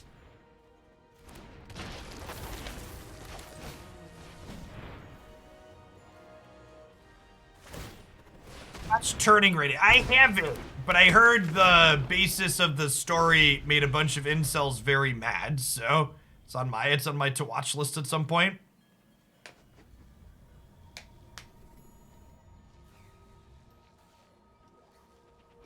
I'm ready for a movie where the antagonist is a generational trauma. Ooh.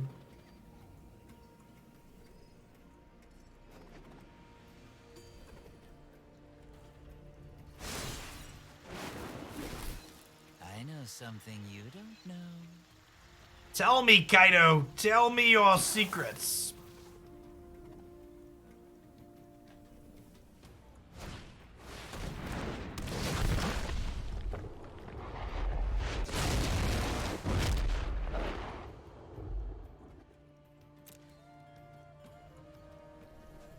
And I think I gotta keep the feed this worm here. I need to take this off the table.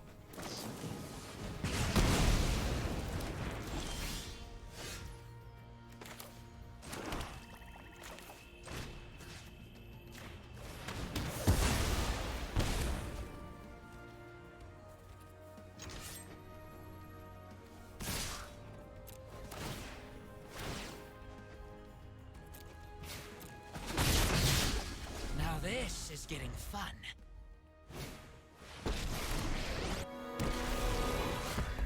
The immortal Nicolas will be your end.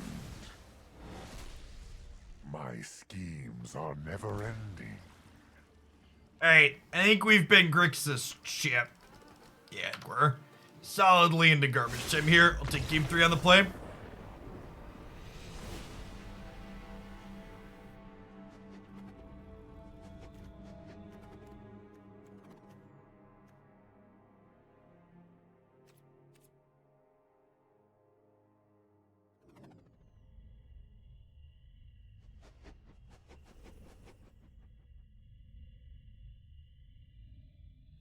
Undercity Plunder? What is Undercity Plunder gonna do against 2 active planeswalkers while I'm sitting there on like 3 lands?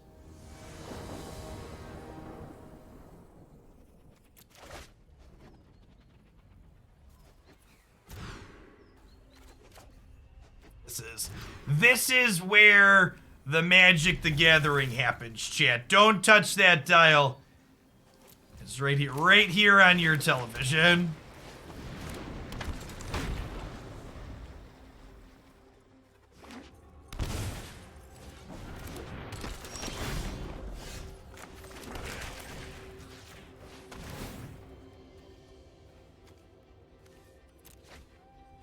Looking for a draw to use. Okay, I mean, the opponent's hand is effectively empty at the moment, right? Just all lands, all lands. So you're saying there's a chance. Okay, top deck. I don't have anything for it to flash back at the moment.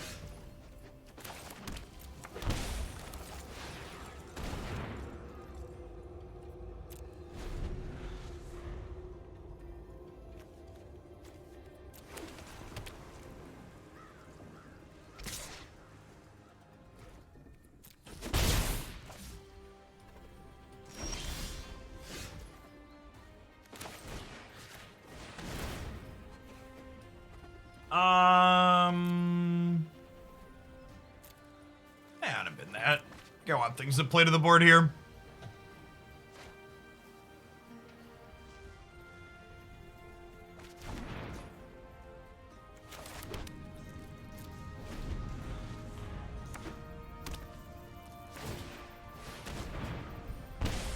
Well, greatness at any cost. Getting them into range to put future Death Shadows into play here too.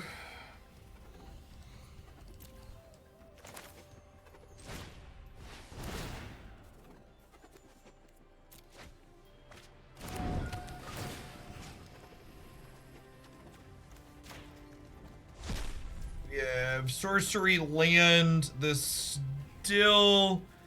Hey, Amy, thanks for the raid. Hope you had a good stream.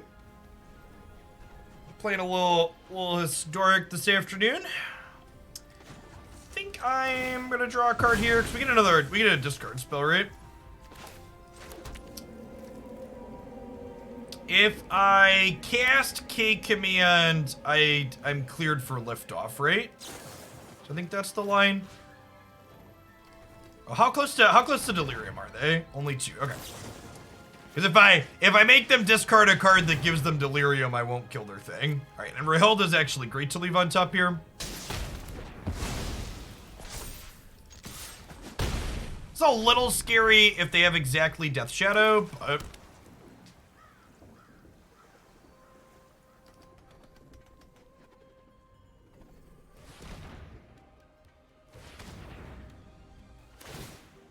thanks for the follow, Tommy. Welcome to the channel this afternoon. They still have nothing for their case. This is a little bit of the risk with the opponent. The way this opponent has built their deck, they have a lot of non-instants and sorceries with their Planeswalker card advantage. Well, their Planeswalker card advantage was very good in the last game against us. Definitely has a little bit of a drawback here. Oh, I need to sacrifice. I should have done this post-combat so I could attack for 3. Were they dead to the Bugbear attack? Oh, I think you're right. Yeah, good catch. Chat, I was busy drawing cards. Did you consider that if I attacked with the Den of the Bugbear, I would have had to stop drawing cards? So really, when you think about it, whose line was correct? Now we have this, see this available. Am I supposed to... Well, I was gonna say, are we supposed to make them have it? Historic sees plenty of meat hooks. The food deck is one of the top 4 decks in the format, and it plays a bunch of meat hook massacres.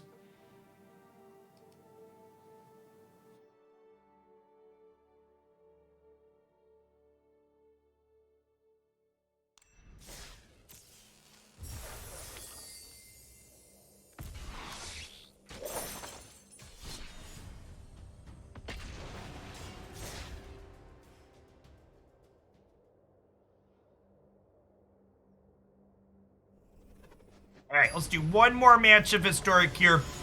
Then we'll slide along to a little bit of uniting the Pokemon for the afternoon. For folks in the audience that play Pokemon Unite, subs and non-subs alike, we're gonna be doing open lobby viewer games on my my secondary account, I think is Ultra. So if you are veteran, Ultra, or Masters, you can queue up with us this afternoon to play some matches. Our opponent is 66%.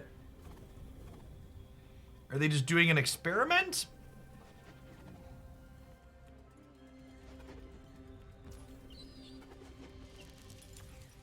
All right. What are you doing over there? Avian, I'm gonna let folks that I don't normally get to pair up with play today. So we're gonna rotate through a bunch of people through lobbies. Paradox Engine. Huh. Can we take the Forsaken Monument? Yeah, K command plus the 4 more shatters in our sideboard. Looking really tasty at the moment.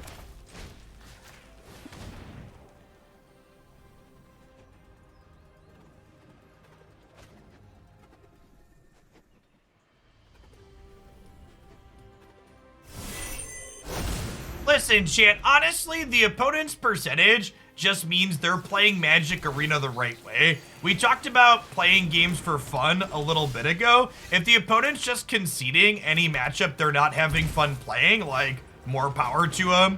It's exactly what you should be doing on Magic Arena.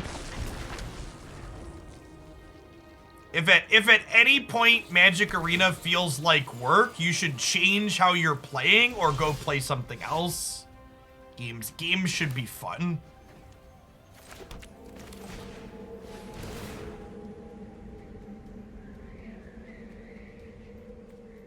I feel like these Undercity Plunders are like not going to be great here.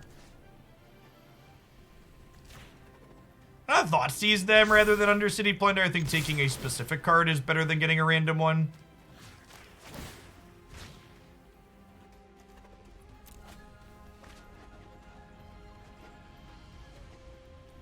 Alright, I'm gonna take the Golos because it searches up a land, and we have the K command to clean this up.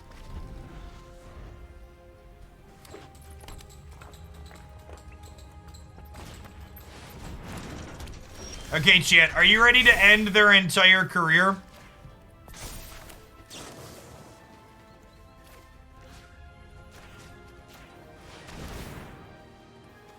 This is why the life of Umezawa is real good with Dreadhorde Arcanist.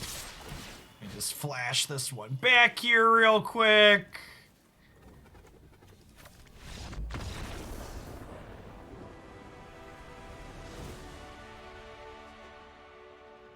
So, Reckless Airstrike and Abrade, Fatal Push, Unholy Heat out. We'll bring in these 4 copies of Duress as well.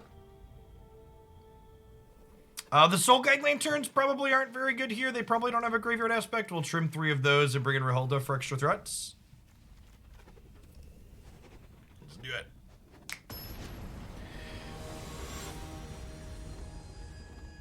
Yeah, our volume of shatters along with pressure probably makes this a pretty tough matchup for the opponent.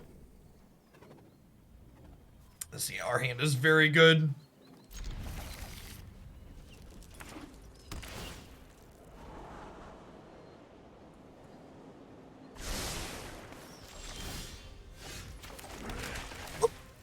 And there's the Saga to pump this to flash this back, like.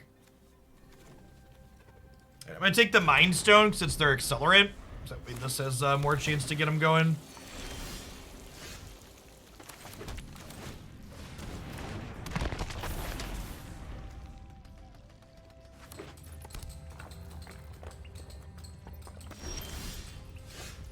We were talking about older cards that would be sweet to see on Arena. The opponent's deck would really like Spatial Contortion for a matchup like this.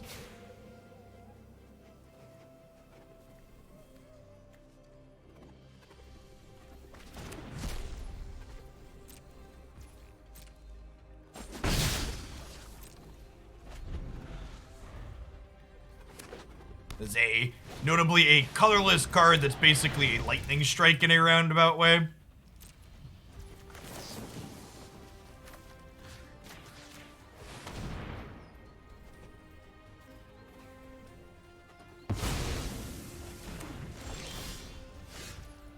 Alright, chat, we're definitely the bad guy here. We're just like, we're literally just breaking every toy they put into play.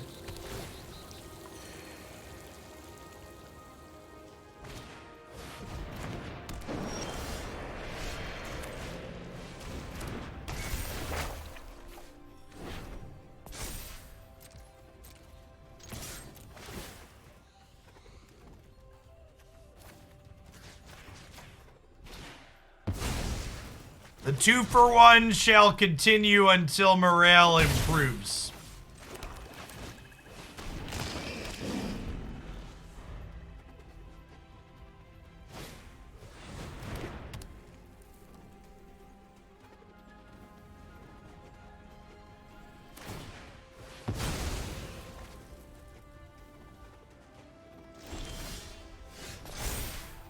I think that's probably a pretty good take win, Magus. That's probably a good spot to start. Balancing those cards, making Undercity and the draw spell be double black instead of single black.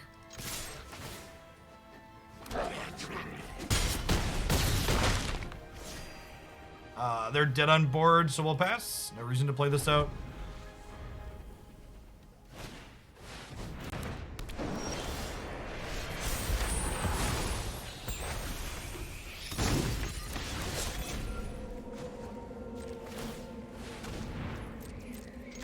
Exactly 9.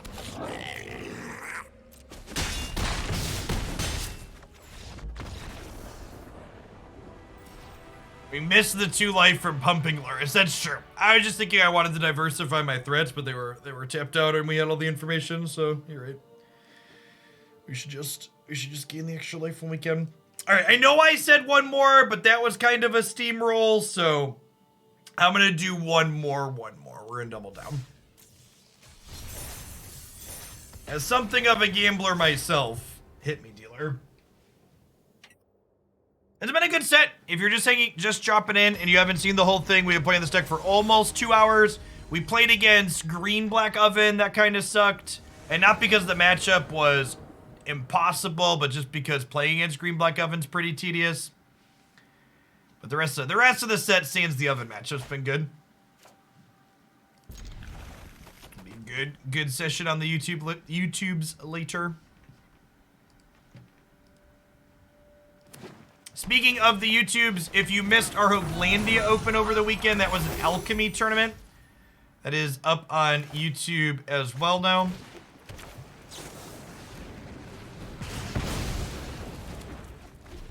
Is this a food deck or like a green aggro deck? Okay, probably aggro. I guess it could theoretically be the... Oh, I could have Umezawa that. Yeah, I'm supposed to Umezawa that.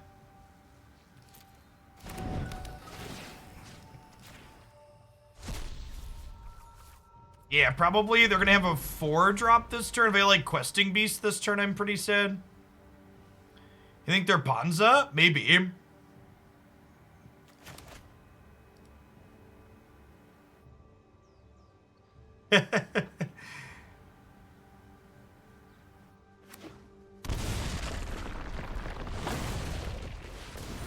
Oh my gosh, it is Panza, chat. Hide your lands, chat. They're coming for him.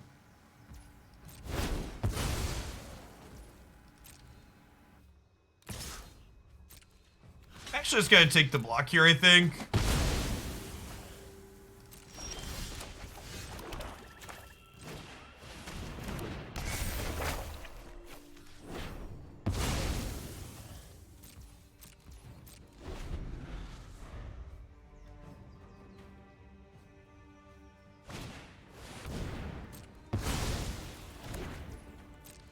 I apologize for getting stoned on stream, chat, but in my defense, marijuana is now legal in the state in which I live.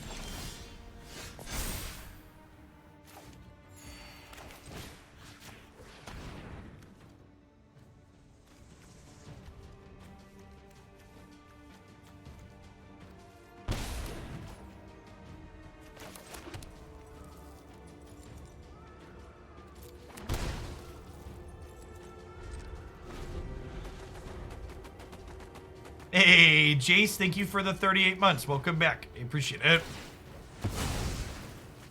The Devil's Lettuce. You know, I don't think I've ever heard it called that before.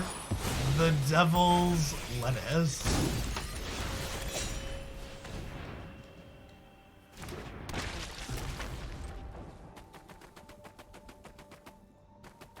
So this makes mana that can only be used to cast instants or sorceries seared my soul.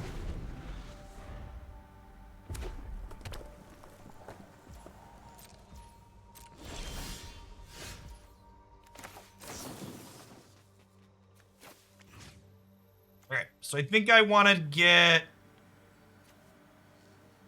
Arcanist back here, and then we'll get rid of their card in hand.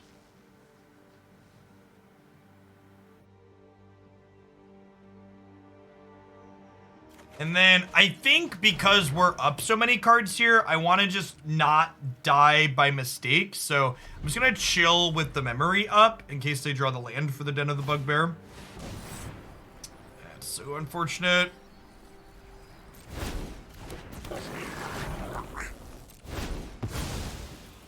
Yeah, K Command's been great. It's like actually absurd. I don't really need to push it though, right? I'd rather save push for their den, I think.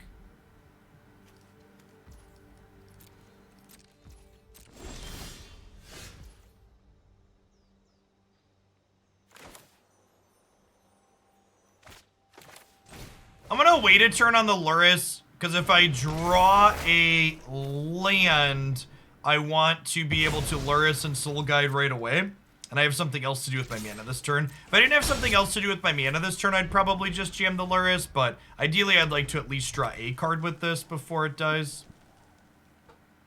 Yeah, if only Lurrus could replay lands, right?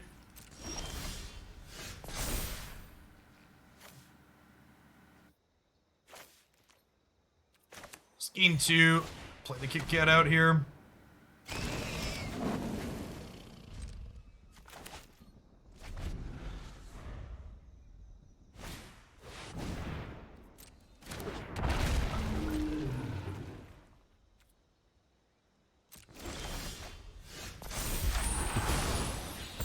I apologize for being a little revolting here, chat, but the Saga leaving and re-entering play here is chef's kiss.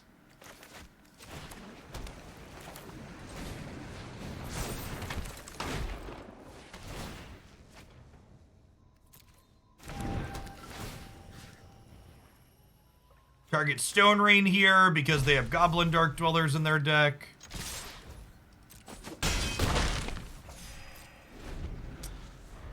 Their deck probably has like Sweltering Suns in it. So I don't think this game is just over if they peel that. What's going on, Steve? Thank you for the 39 months. It really does, Klutz. Yeah. It just could not say it better myself. It just pulls the whole room together. It's really fantastic. I think I'm just clicking submit, huh? No, I think it's a click submit matchup.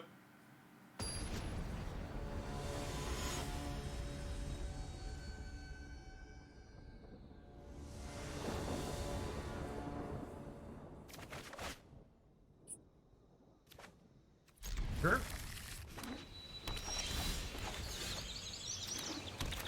Show me your secrets. Yep, there's that Sweltering Suns. Yeah, Assassin's Creed was good to start today. We will, we'll definitely be playing more of it tomorrow. I enjoyed myself.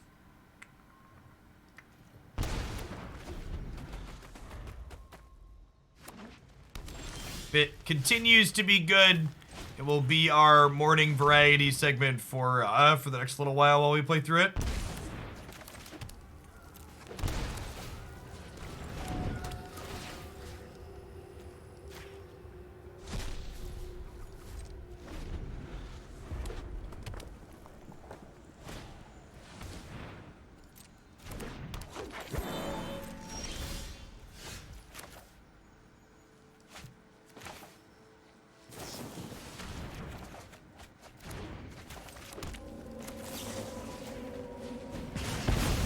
Getting hot in here, chat, to an unholy degree.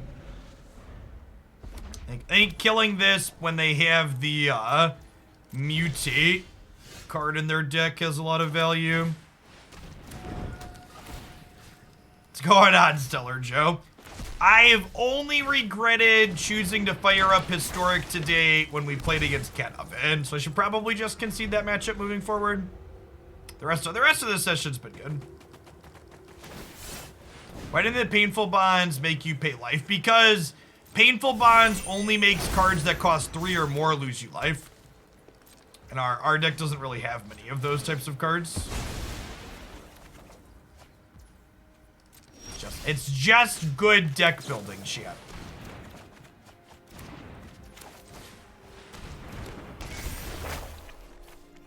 Why is it so good, chat? Why is it so good? The Great Lou, thank you very much for the brand new sub. This is my my full-time gig, and I wouldn't be able to be here without folks like you, so thanks for keeping me around. This one really ties the room together. Yeah, Lurrus and then 2K commands are the only cards that make it hurt us.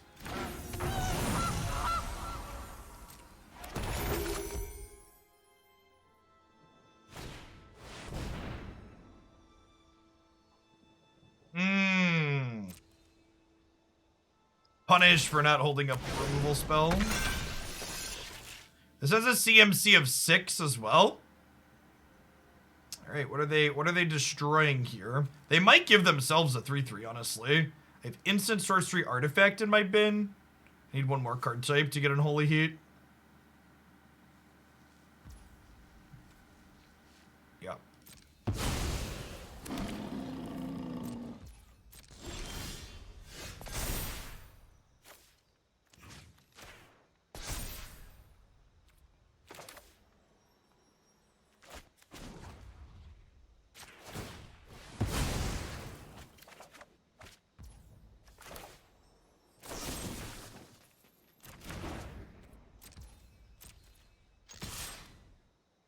Hey, I'm glad you enjoyed the YouTube stuff, Lou. Thanks for dropping by a live one and dropping off a little bit of support.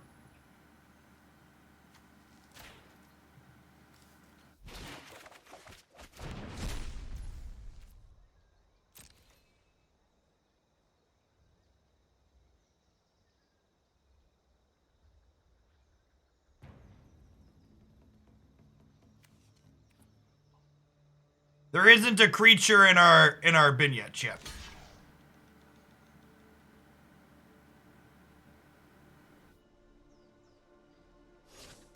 So if they take this block, okay. So I need to discard 2 cards right now.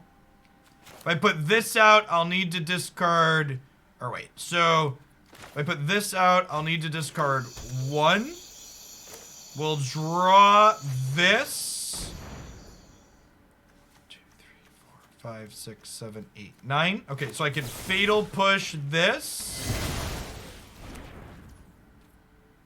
And then we'll end the turn, discard a land. Suddenly we're delirious, and we can kill this.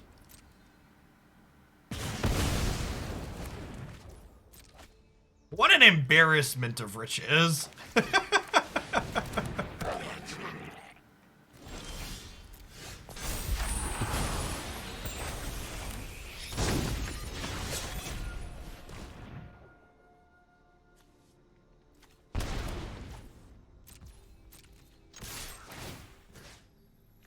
Oh, don't mind me, chat. I'll just be over here flashing back 1 mana murder.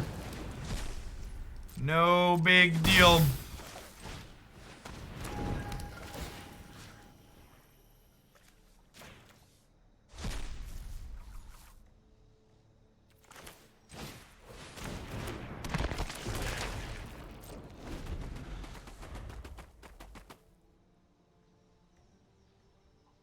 JMO, thanks for the follow. Good afternoon.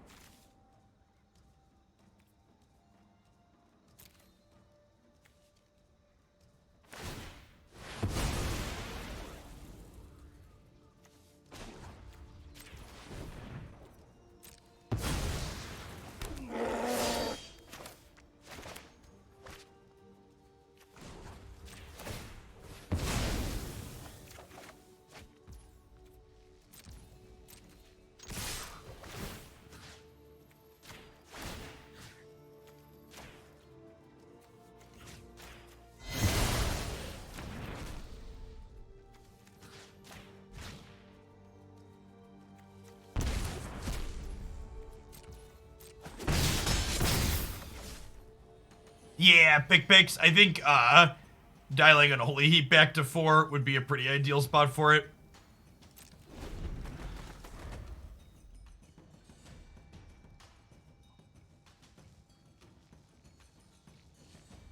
I think you could even, I think I wouldn't mind like a side grade either.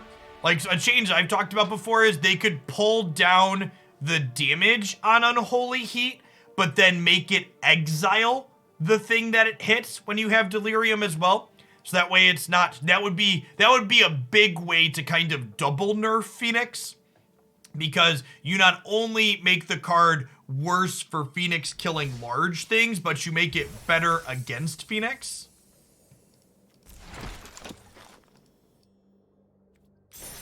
Stuff like that. I think, and that's one of the things that's most interesting about the digital design space and rebalancing, right? Like when you make changes to things, you don't just have to make them strictly worse, you can just make them different with various side grades. So they're better in some spots and worse in others.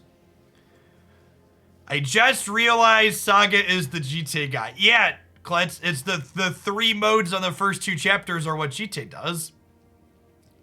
I really like where we ended up with this deck. We just made very minimal changes to what we started with. We added a couple of K commands. We went up before Soul Guide Lantern. A lot of good 4-ofs in here. This deck's actually relatively cheap to build overall, huh? If you ignore the mana base for a second, because mana bases are what they are, we're actually only on, we only have 12 rares plus 2 more. Gosh, chat, even when you look at the mana base, that means sometime soon you're going to be able to build this deck outright for just $100. For the price of 2 AAA video games, you could build this one Magic Arena deck. And it's a budget deck too at that. What a steal. A circus of value, if you would. All right, we'll definitely have to try some more of this one on stream at some point in the future. It was a good time. And anyway, for folks that are new, we had a number of new followers during the Magic section today. I play a bunch of different stuff on stream.